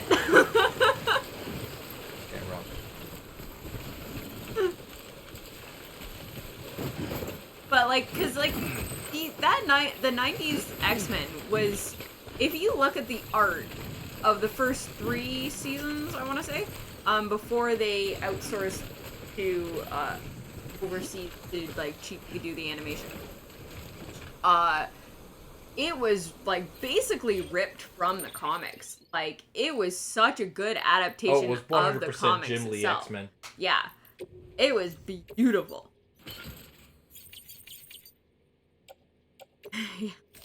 Come on, Jay. I wanted to thirst over hot characters I have a crush on.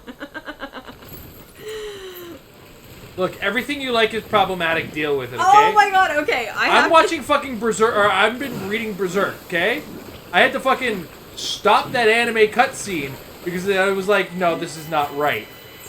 Don't forget that. So, I know. The shit you like is all fucking problems. Okay, I have a story that actually like leads into all of this.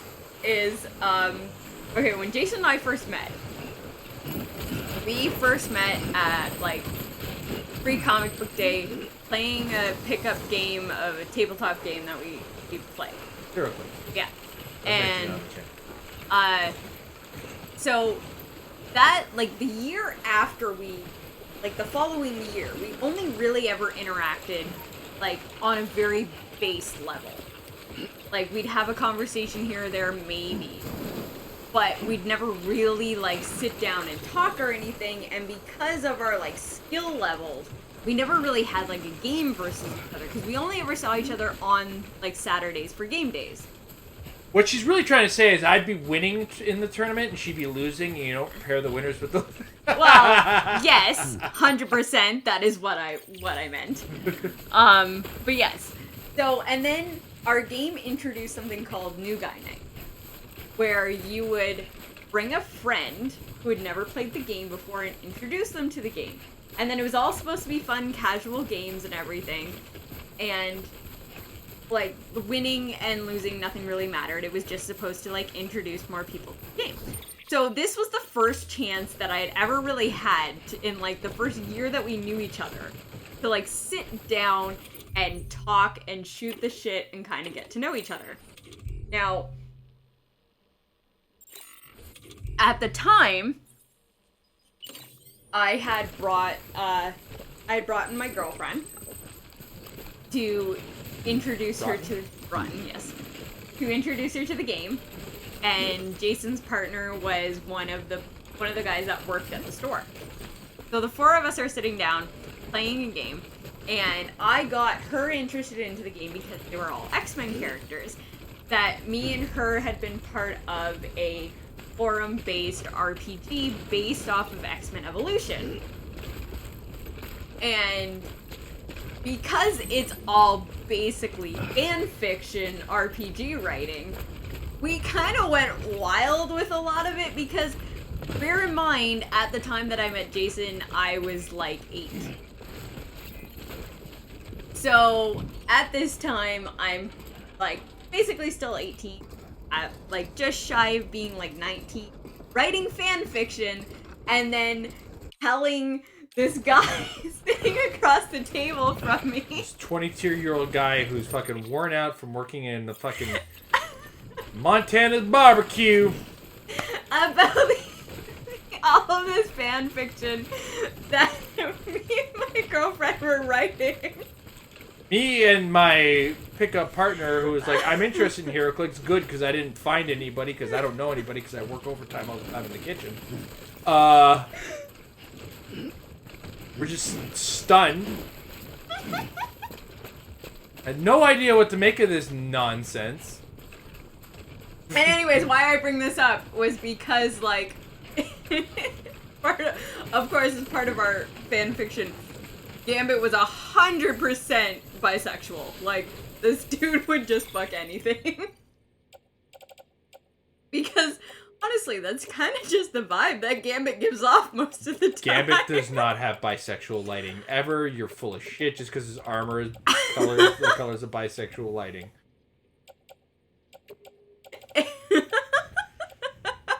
See?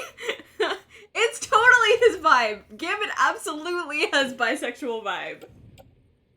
If Gambit is bisexual, it's for purpose. Like Griffith.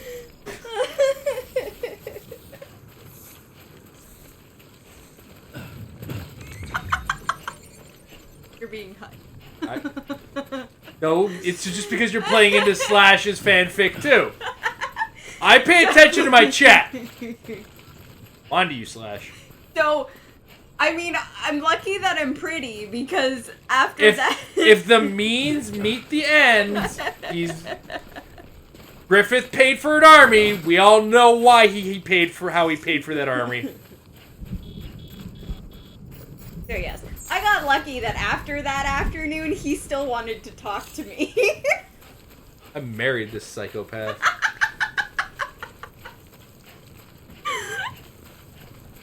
Things you wouldn't have assumed after that conversation. Hell, I'm surprised I still played the fucking game of HeroClix after this.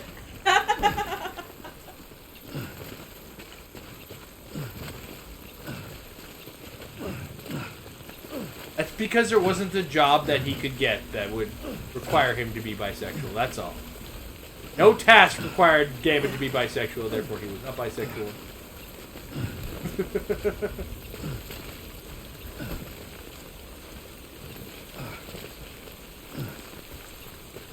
Look, you can't ban somebody for not playing to your fanfic. I will play to all of your fanfics, by the way. I would write them. Yeah, I still try to get her to stop writing them. Oh no, you've beaten that out of me. Oh, good. Probably why you get things done around the house sometimes. Ow. Hey, all I'm saying is, you get things done around the house now, and when you were writing the fanfics, you didn't. Oh, fuck right off. God damn it. It's funny, too, because I just came back to get my Hermetic grenades. If I can get them out of this glitched out rock. Our eyes open here. It's not about logic, it's about the vibes. Alright, well, I don't know if you've been to Louisiana, but I don't think a lot of them go that way. Pretty sure we still saw Confederate flags in that state. And you're not wrong. We're on the wrong side of that war. Okay, good. Say goodbye. Say goodbye, hand. Thank you.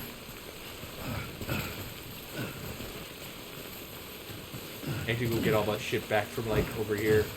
Oh no, it's sitting in a private locker. Private locker transfer? God damn it.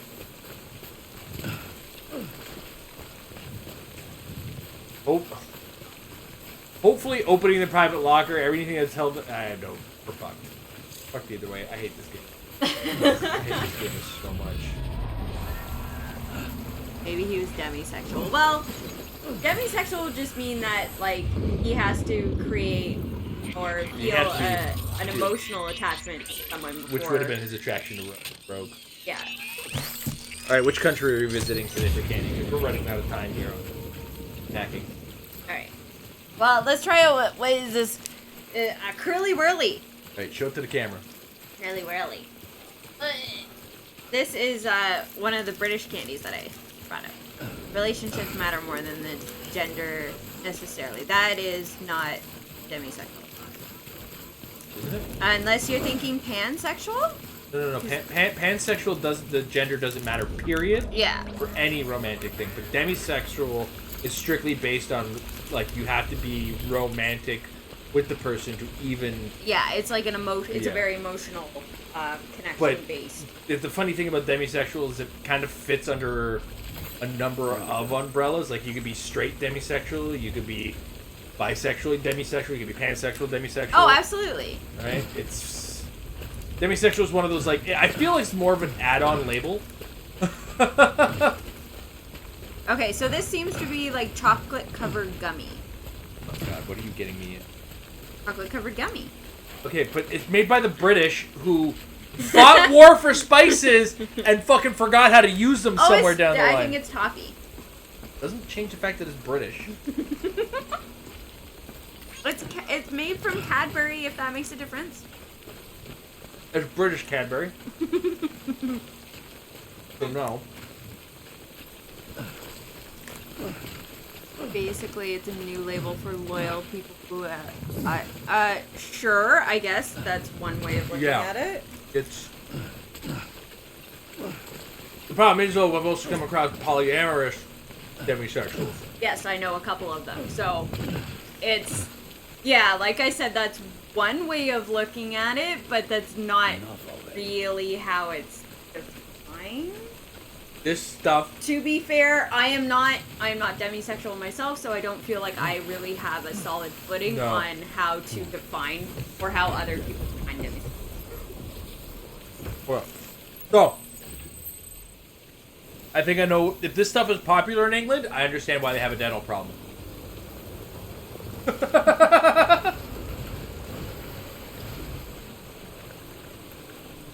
Oh my god, what am I chewing on? Okay, so it's definitely toffee.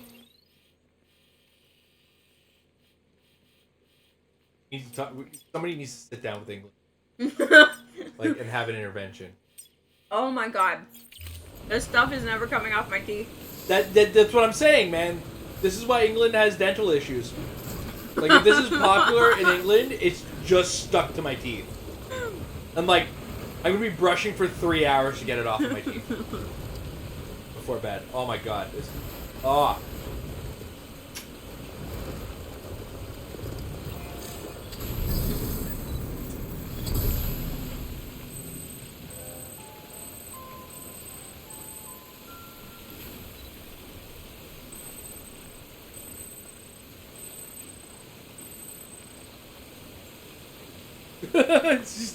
It's so sticky.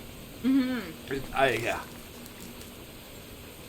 Like, I'm gonna try it again just to be sure, but it's like once it's like gum, where it's like once the flavor is gone, all you're chewing on is just like this rubber substance. The same thing here is once you're done with the chocolate, there's just like this bland taffy left in you. Yeah. Okay, England.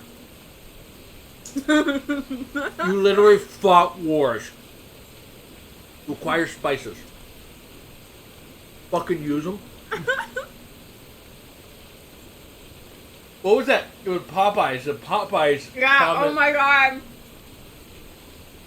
So, I came across a post on social media somewhere. And what it was a collection. Oh my god, this stuff is... I can't be talking while I'm trying to chew this stuff. A collection of comments from people in England when they first opened a Popeyes. And everybody was like, oh my god, it is so spicy. And I'm thinking to myself, like, Popeyes is that spicy? Are you out of your damn minds? And somebody's like, oh my god, I think they put black pepper in it. Oh. Hey, you want to take care of this? Once again, your husband has to run to the washroom. I think my mouth is glued together. Ow! Yeah, so this whole comment thread, I was on Twitter, about, like, yeah, I'd be like, oh my god, I think they put black pepper in it. which is like, I don't understand. Like, this is also, from what I understand, a culture that like has completely adapted to or like assimilated. What not assimilated is the right word. What's the like consumed Indian culture and Indian cuisine to the point where it's like I know the other British people that like regularly eat like curry and stuff, but black pepper is spicy? You don't know what? Oh my god, this makes... So, but yeah, it was hilarious. They were just freaking out about how spicy and like yeah, okay, Popeyes has a spicy option and it is kind of spicy. But like I guess it's not that spicy. But I guess this was like them talking about like the regular. But they love Nando's over here, and this is the Nando's Hot. So I now want to find out what qualifies as Nando's Hot in England there. Okay, but is that actually like England Nando's? I don't know. Or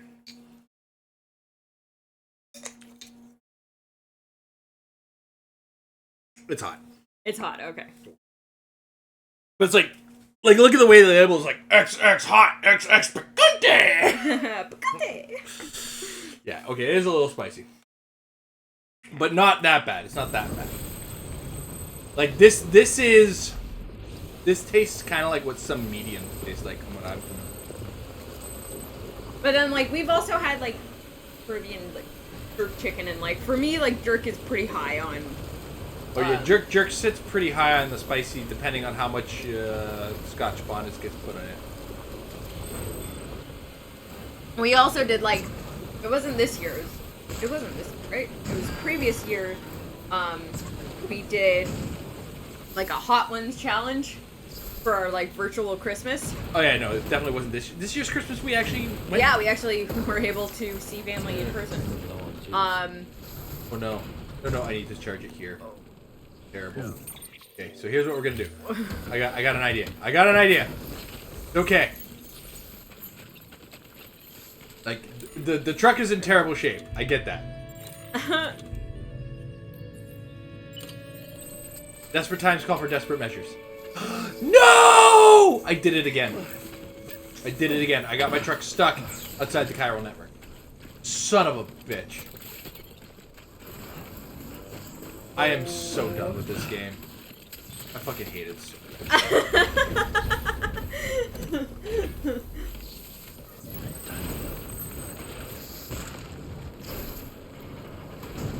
But yeah, so I think we had like 10 different levels of spicy. All the way up to, what was the highest? It wasn't the Reaper, was it the Reaper or the Ghost Pepper was the highest? It was definitely, I mean the Reaper had to.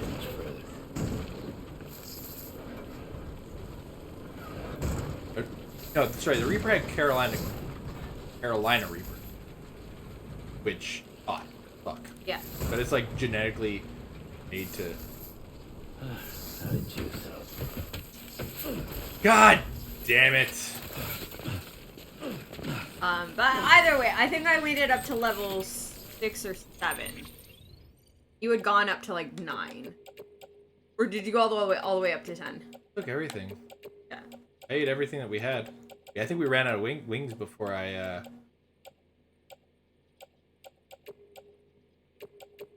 this.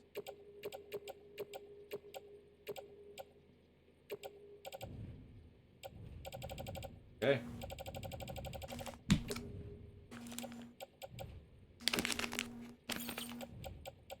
Bonbon sucre. Take the chew challenge. We're just gonna leave it with the England one because we gotta have another donut. Oh, that's true. Yeah. So we'll save these for next week. We bought more. We just like I went to like the international section of our grocery store. Okay, so this is a Boston and cream. Dibs. Then I guess we have a double chocolate, a chocolate coconut. Fuck. Oh no. That's please. Okay, pick something so I can go change this.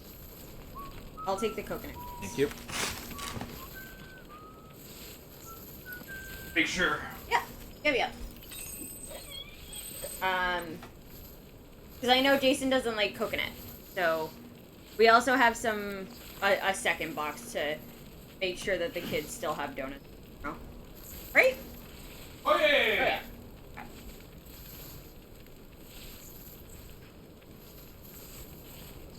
yeah. I don't mind coconut.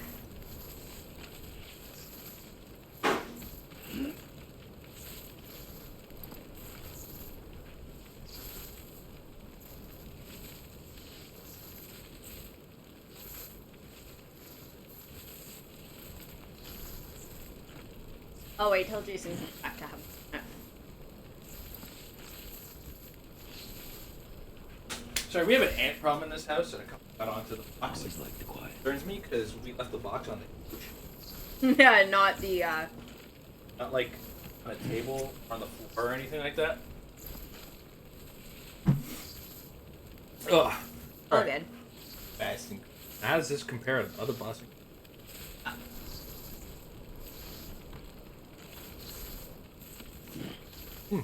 I like the cream better.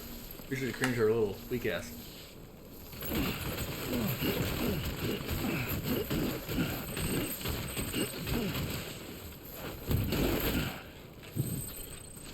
So this seems like a vanilla icing with chocolate and looks like some caramel, but like the coconut is like all I can take. Coconut's such an overpowering taste. It really is.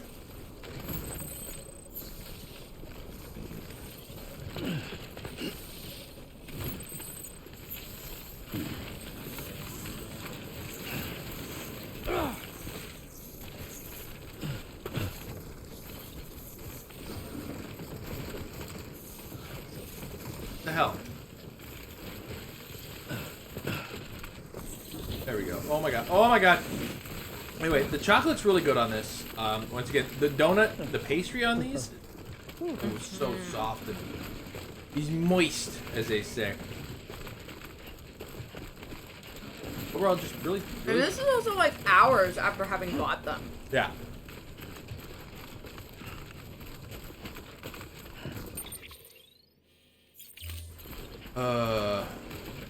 This entire package load has been misery from the get-go.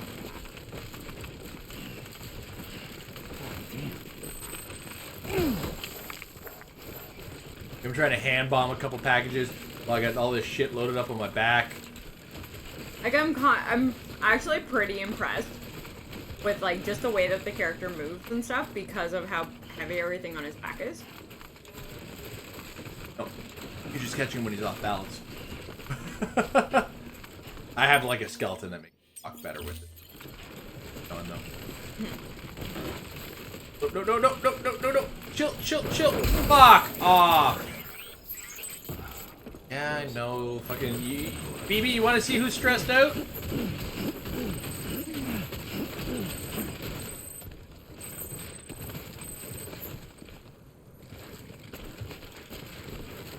I hear you, kid. I hear you, and frankly, right now, I just can't deal with it.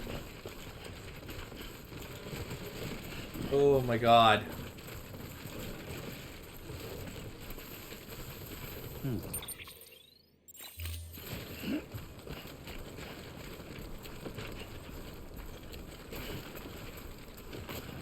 Oh. How's your? Sorry, you said the coconut was overpowering on you? Yeah, it's like basically all I can taste.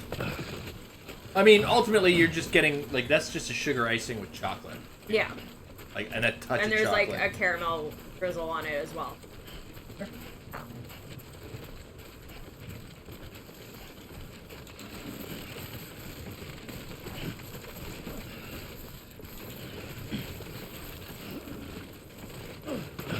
Yeah, I'd definitely go back to this. But it would be one of those like, let's go in and everybody pick out a donut they want. Everybody's picking one. Definitely not getting a dozen. A dozen was a good way to just kind of like get an idea of what they were like. I only told you to get a half dozen. Perhaps you came back with a dozen. Person would come back with the end of what I told you. Yeah. Amber's hilarious because she's the one person I've never seen able to spend money on herself. I'm very bad at it. I'm getting better. I'm doing more for myself. But it's mostly, a lot of it comes from having grown up very poor and just not having money to spend. And then also having kids incredibly young. And again, not having money to spend. And then anytime I did have excess money, there was like a level of guilt of like, well, I can't buy nice things for myself. I gotta buy nice things for my kid. Like, if I have any extra money, it should just go to the kid. I get that.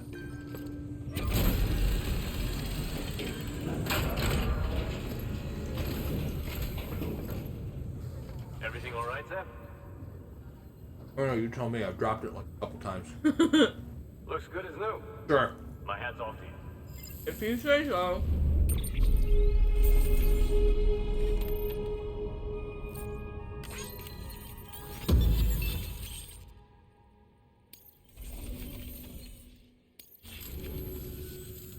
I'll take...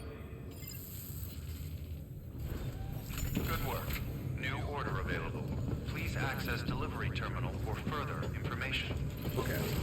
Whoa. Whoa. I actually need some materials.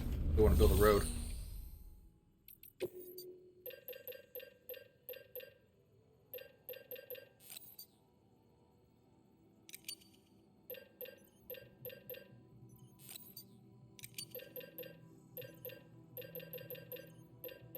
Right?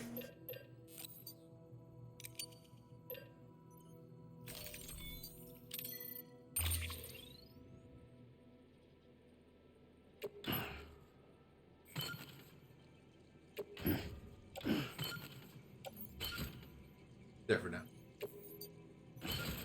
Huh.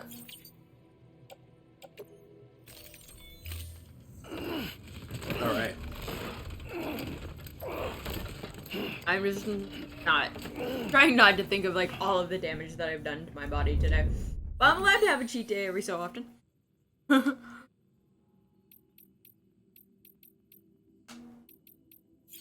also want to point out, you did yoga today. I did yoga. I did work. I walked to work. I walked home from work. We did extra walking on top of that to go around the neighborhood. So, I may have actually kind of evened out today. Considering, more often than not, I do not eat enough to maintain the amount that I work out. And that has actually been a big problem lately.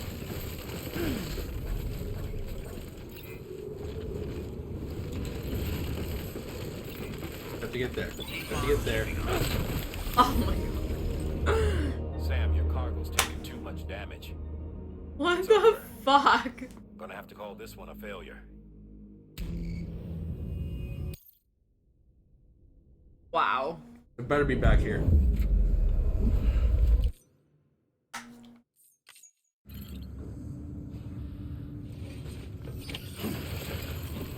This is what I wanted to check. My private lock.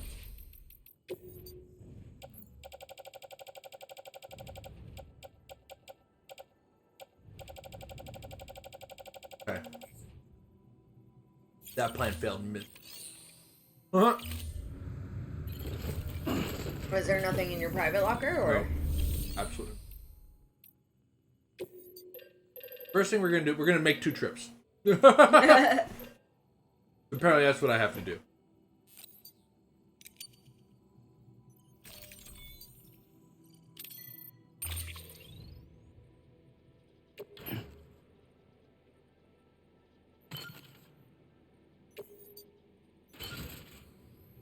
Right, here we go.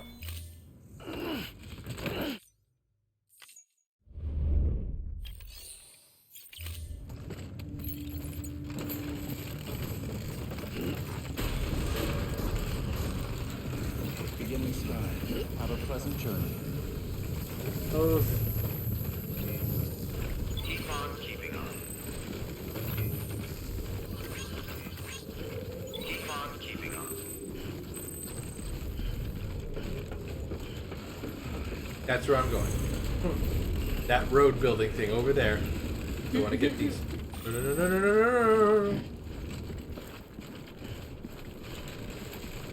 I get these metals over there.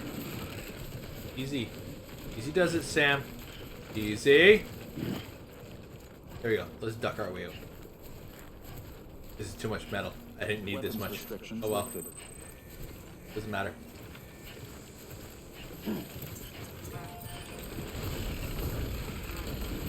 How are you like right outside your bunker and not on the power grid? Because I just stepped out of the vent. Because I haven't set up the chiral network outside of it. Like this is a bit of it, I believe.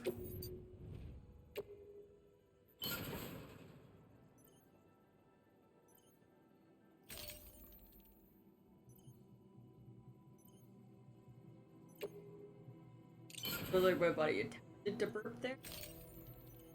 That far? Was up for consideration. Okay. Do I need any ceramics now?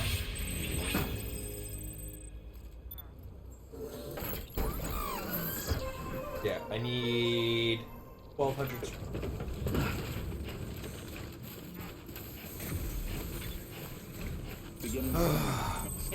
Let's go shopping. Verifying ID. Clear. Weapons detected. All weapons will be locked. Question is, do we have 1,200? Welcome. I'm leaving the wheat behind in my private locker to get back. Decontaminating wheat seeds that got fucked up, right? Welcome. Yes. Sam Porter Bridges.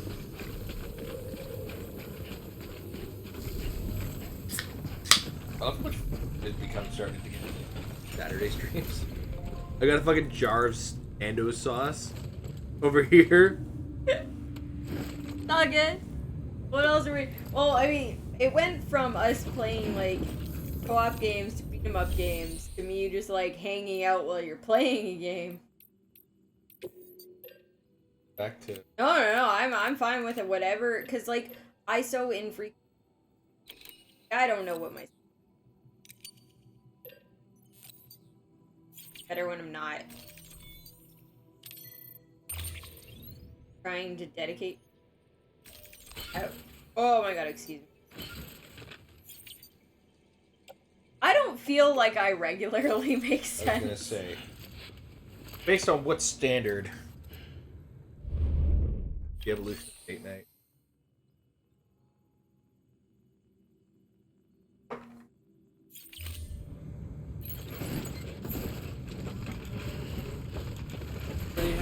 Everybody's open to their opinions of it. They prefer whether we go back or go back to co-op games or whatever. I think the addition. Yes. Everyone wins. Although we have a couple weeks ahead where we probably won't have date night. Yeah. Or at least one. Yeah, we have one.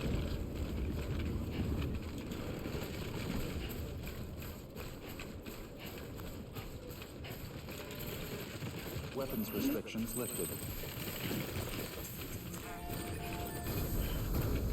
I am so I am so fucking transfixed by like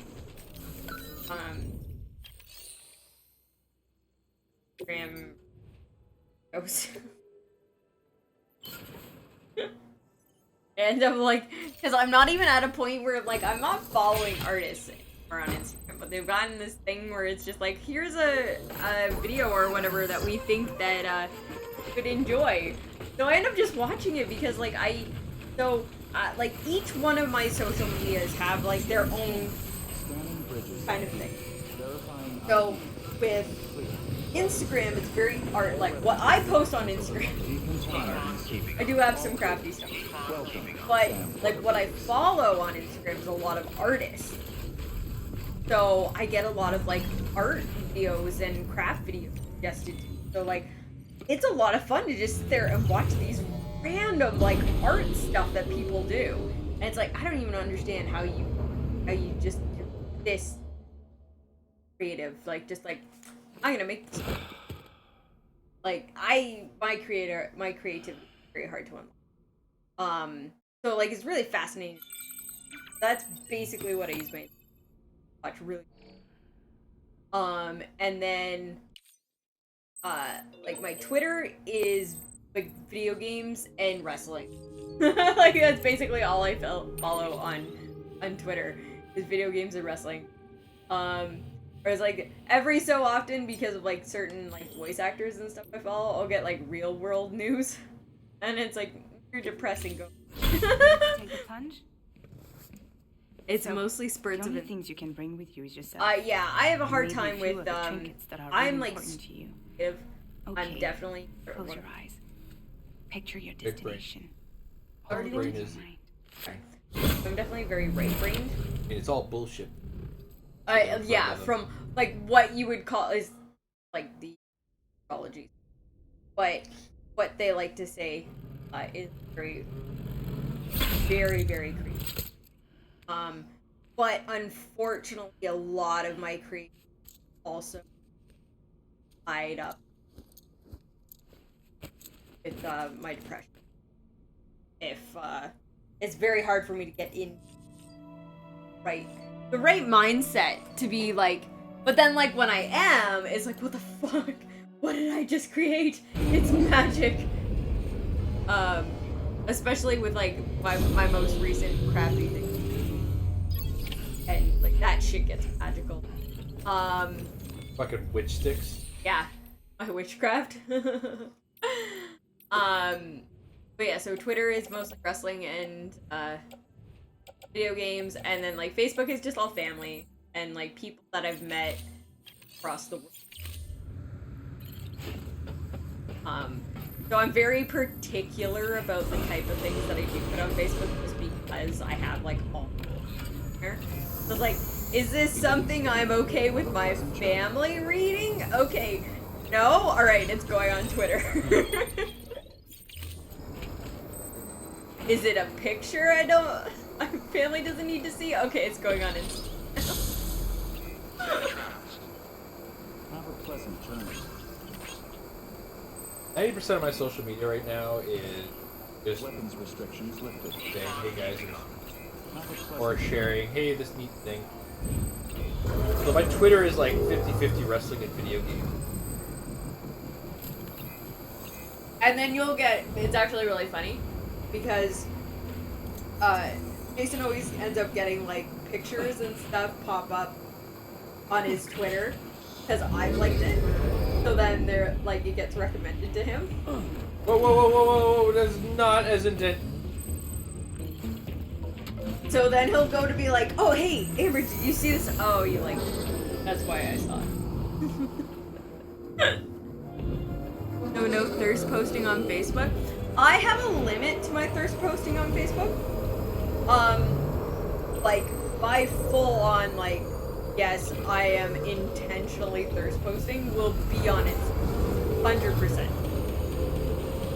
I take a different route to it with Facebook, where it's not intentional Thurs posting, but I will post a lot of my, like, weight loss and fitness journey pictures on Facebook. So, family does still see a lot of me in like yoga pants and a sports bra.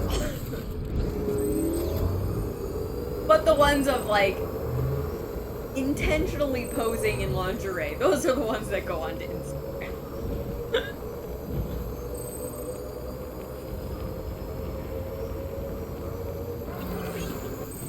Yes, underwear, but you know what I mean.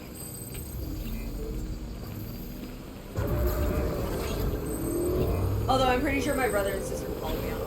But that's on them. Exactly. I think I have it even. No, Family, stay off of Instagram. Your sister's on Instagram, but I don't follow her. She showed up in one of those, you may know this person. Like, yeah, okay. Yes, You're I do. not wrong. And there's a reason I'm not following them. Things they don't need to see.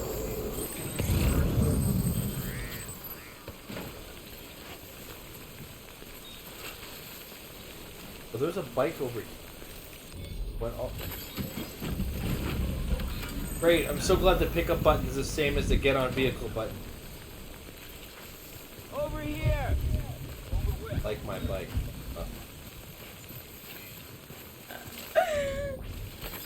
There we go.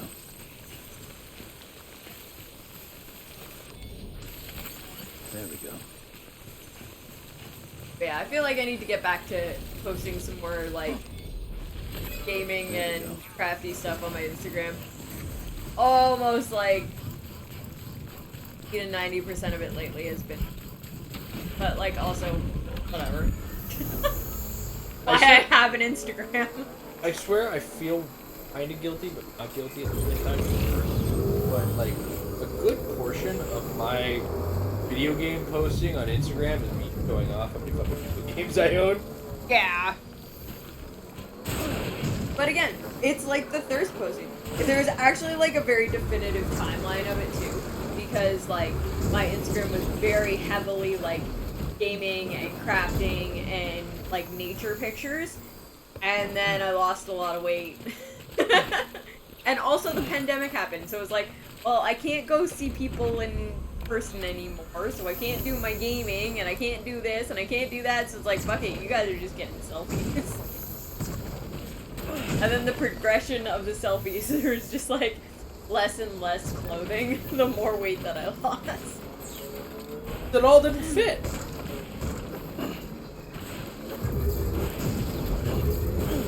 I know. I will also be intentionally like playful and flirty with the fact that like I will, and this is something I've always done. I've always just like associated pictures and stuff like that with like song lyrics. I freaking love just putting song lyrics. So, but like they are all intentional. 100% every song lyric I use is intentional. So yeah, well, I'm 100% flexing. Yeah. Deal with it. Hold on a second. You want to see me really flex? Let me fucking get the camera over there. Yeah. You can wallow in your sadness. You guys want to see my huge collection? It's so huge. So big.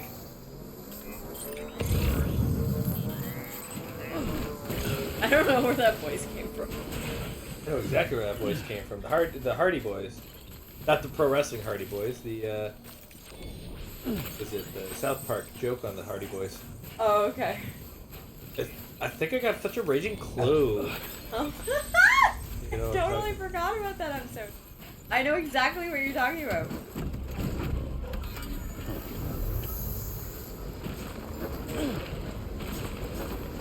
That was such a weird show to, like...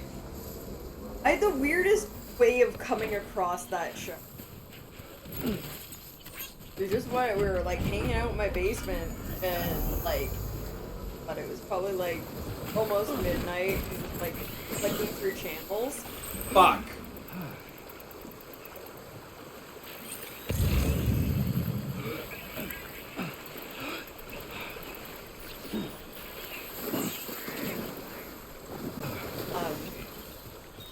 But yeah, and like the first episode we came across was Scuttlebutt. I was like, what the hell is this show? I'm pretty sure I set the setting to only ever see messages.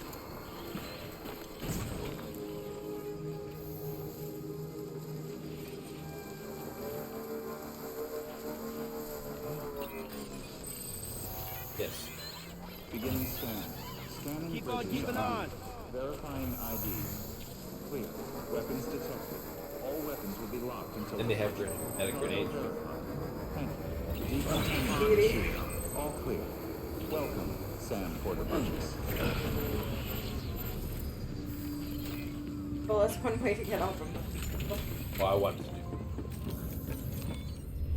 I gotta go to my private locker. It's not like I've been paying much attention to begin with. Tell that.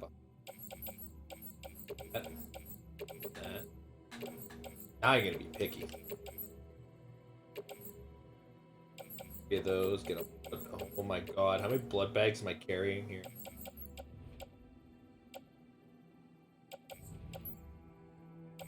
Oh, this. This off my back.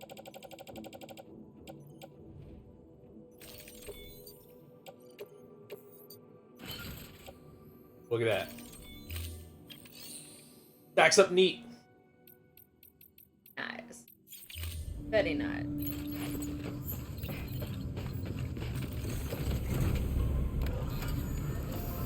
Vroom, vroom, vroom.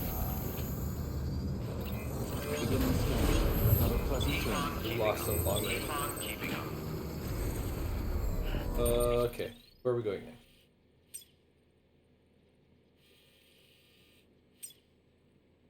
This one. Did I remove the marker? Place the marker.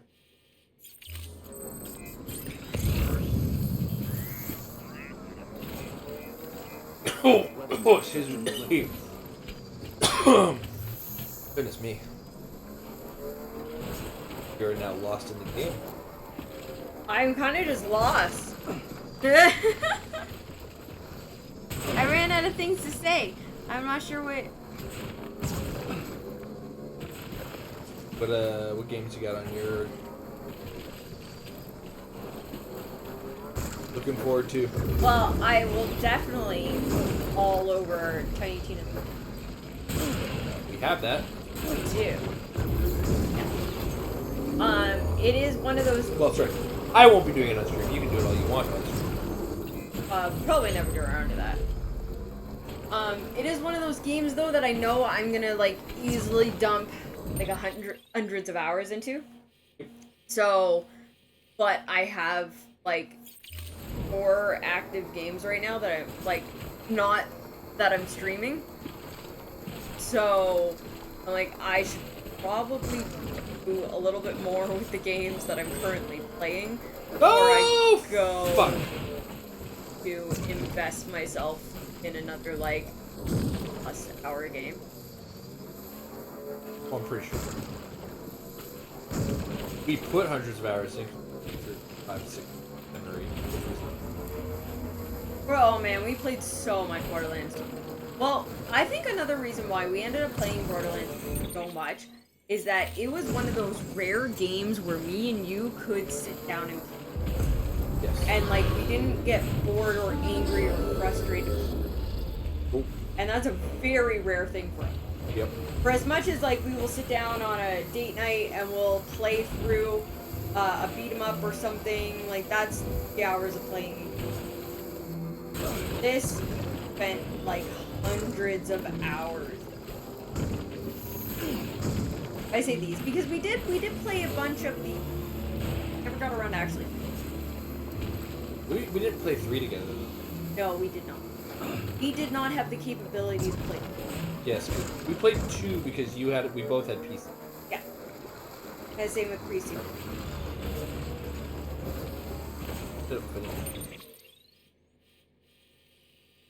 Actually, I remember there was at the time. That would be a fun date night game type. Yeah, but I don't think we could do split screen. We could, but I personally do not play Take-Two video games on ours. There are reasons for that, and none of them are bad. They're actually really good reasons. Yeah, it's just good. But I remember when the first time we finished Borderlands 2, we were like, okay, we're gonna finish the game tonight. I was like heavily pregnant, and so like a lot of our date nights were much like this, except the streaming part where we were just hanging out till late in the night playing video games together. And so very much of that was playing 2 together. And we finally hit like the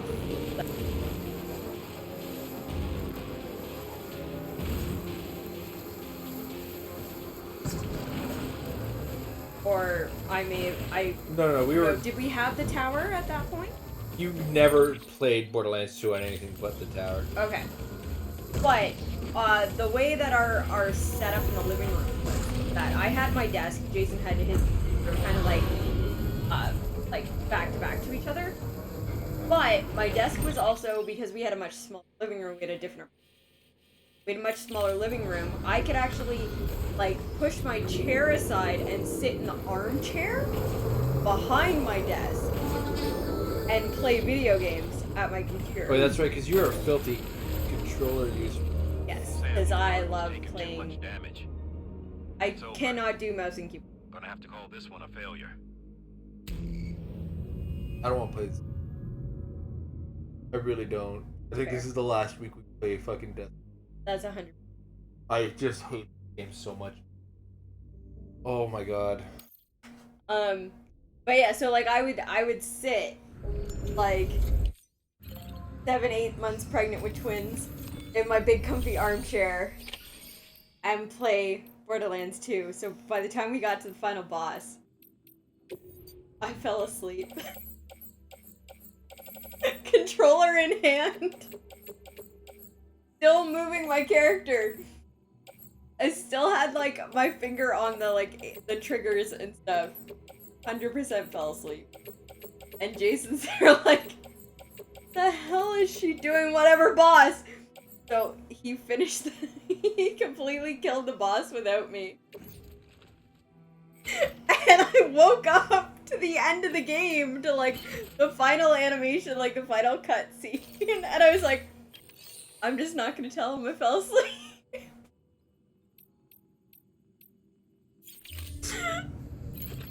So like I completely missed the final boss fight for the game, but then like woke up in time to see like the ending cinematic and like how the story actually ends for Borderlands 2. But I was so comfy. It was such a comfy armchair. It's very much like this couch. It was more, like, it was more dangerous. Oh my gosh, the amount of times I've fallen asleep in that armchair. And it was my armchair. Oh yeah. But yeah, it was, because there wasn't really a whole lot else we do at the time. We didn't like go out partying or anything while I was 7 months pregnant, so. Yeah.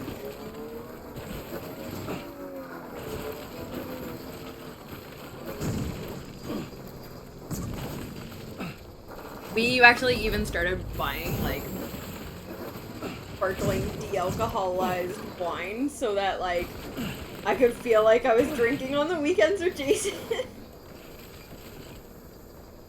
And have like a glass of my non-alcoholic wine.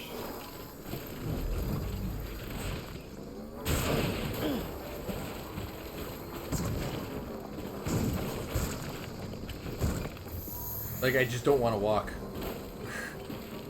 It's literally the cause of this entire problem is walk. Well, because walking seems to be a big problem in this game.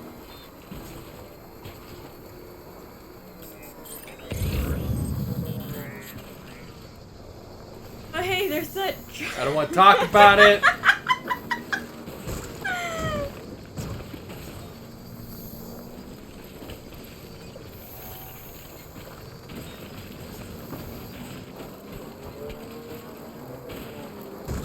Which side of this line is the chiral network?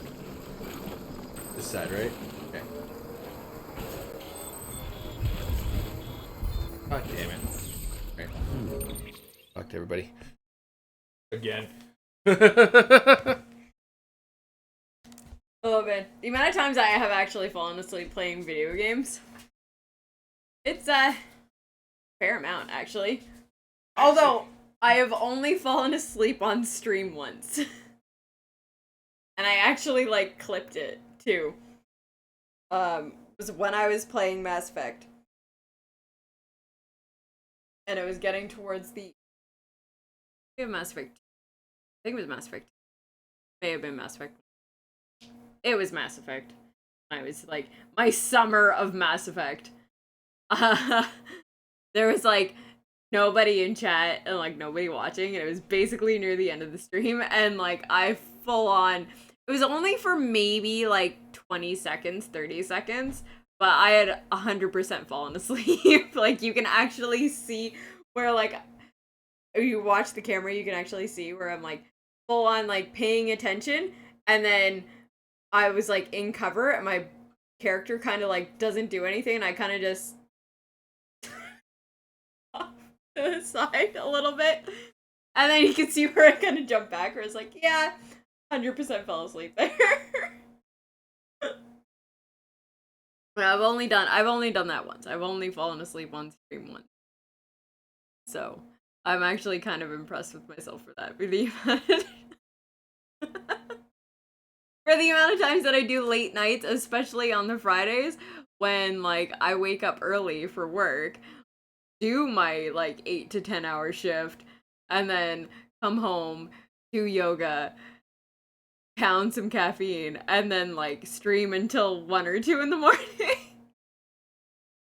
I am very impressed that I've only ever fallen asleep on stream once. Although I have come close a few times with like our like date night streams where I definitely can feel myself starting to go, and I'm like, all right, we gotta be done soon, because like I will be asleep on this couch. It is kind of impressive. See, I'm very proud of myself that like with all of the late night streaming that I do, I've only legitimately fallen asleep. On what? On stream. During the summer when I was playing Mass Effect. Oh, that's right. Didn't I turn to you and be like, you're done? No, you weren't even awake that night. Okay. I don't even know if you were home. I don't know. It was fair enough. You may have gone to bed early. Because there were a bunch of times where like you wouldn't stay up for me. My bad. That's alright. I'm not gonna stop you from like going to bed if you're tired. Might have been a Magic tournament too. We were at Magic like 3? Yeah. Because Fridays are usually when I go to when there is a pre-release. Yeah. Either way, I'm yeah, it is pretty impressive though. Given your hours, yeah. Yeah. Now, and this is on stream. That being said, the amount of times I've just fallen asleep playing video games on my own, where I'm like, or with me. Okay, yep, now it's time to go to bed. Time for me to be hitting the old dust. There was a point in time where I was playing a lot of Pokemon. That was a game where like there were many nights where I started dozing off playing that game. Because oh boy, is that ever just a relaxing game to just be like, and I'm asleep. You know, I've never once finished a game of Hexing. Oh, I remember that. I remember you used to like fall asleep playing that. Yeah. No, cancel. Fuck.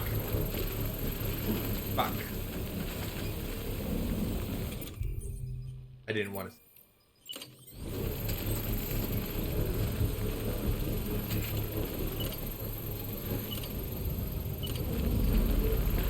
Construction complete.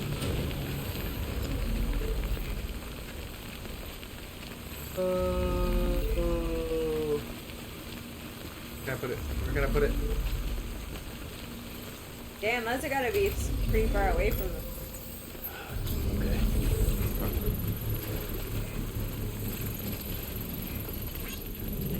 Okay. This one's for you. Oh, wait, I should probably wait.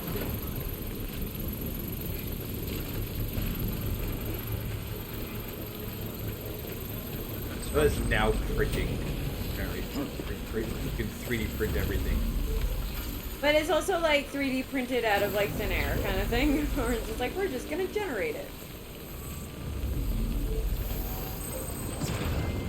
I don't know. I find oftentimes, especially with some of the new tech stuff, people are kind of overblowing its functionality. Yeah. A little early, right? Like,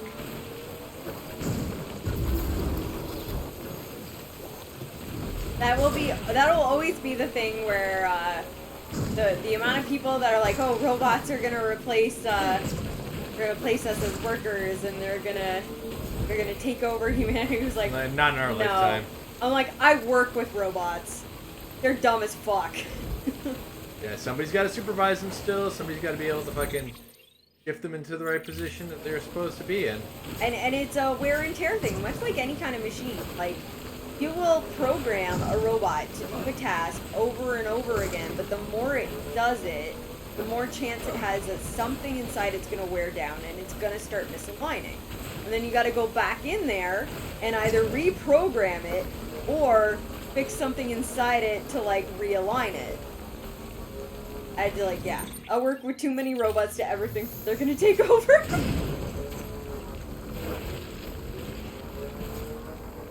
Like I was telling you with the crypto space, right? Yeah, exactly. Yeah, no, that's actually a really good point. Like, hey, if crypto becomes a thing, all these people were sitting on crypto. Unless you're sitting on billions of individual cryptos, when it becomes the dollar, guess what? It's $1. And like, one Bitcoin is the equivalent of $1.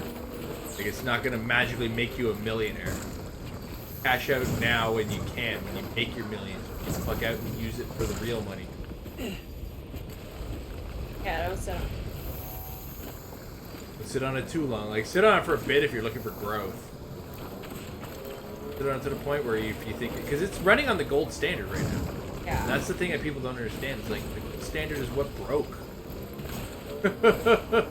That the gold standard is what people have a problem with in finance right now.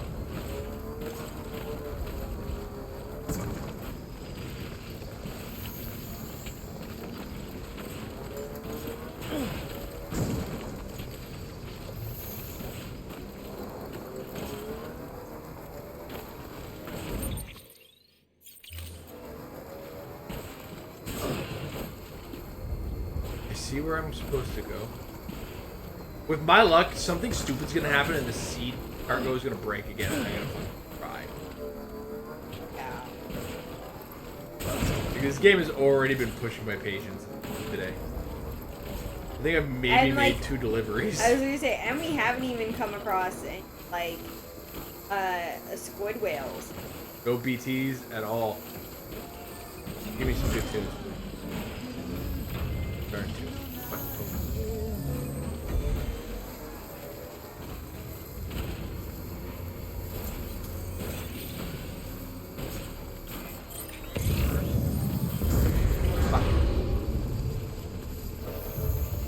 Baby just laugh at you. Yes.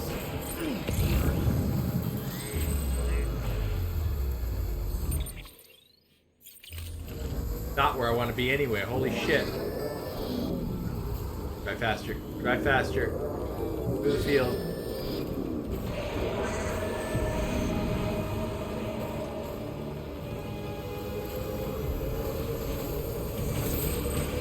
Stop throwing spears at me, please.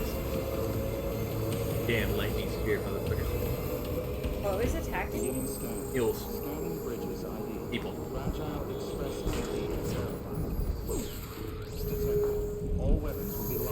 Alright, give yourself a good night's slash. Thanks for stopping by. Get good or get fit tomorrow, dude. Golden Elden Rings. Okay, I was about to dive off for style, but I can't.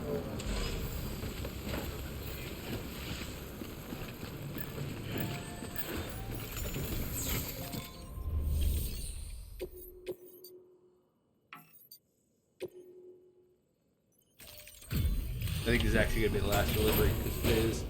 Yeah, it's not quite one, but I'm done. Yeah. You're passing out as it is over there. Yes, I am definitely very much. My brain is like, we have been awake too long today. Bridges has always been so good to us. Mama was a dear friend in the early days. I am hitting my She saw the value in what we were doing and led the not quite 24-hour mark of being awake today. A long time to join the chiral network. Close enough. But very close. Shall we? I like. Well, this'll do just fine. Yeah, no, I saw that result. Logan Paul and The Miz beat the Mysterios, but after the match, The Miz gave Logan Paul the finisher. Yeah. Like, yeah, that's kind of how these things usually. And hitting your 24-hour mark at 3 in the afternoon, that's rough.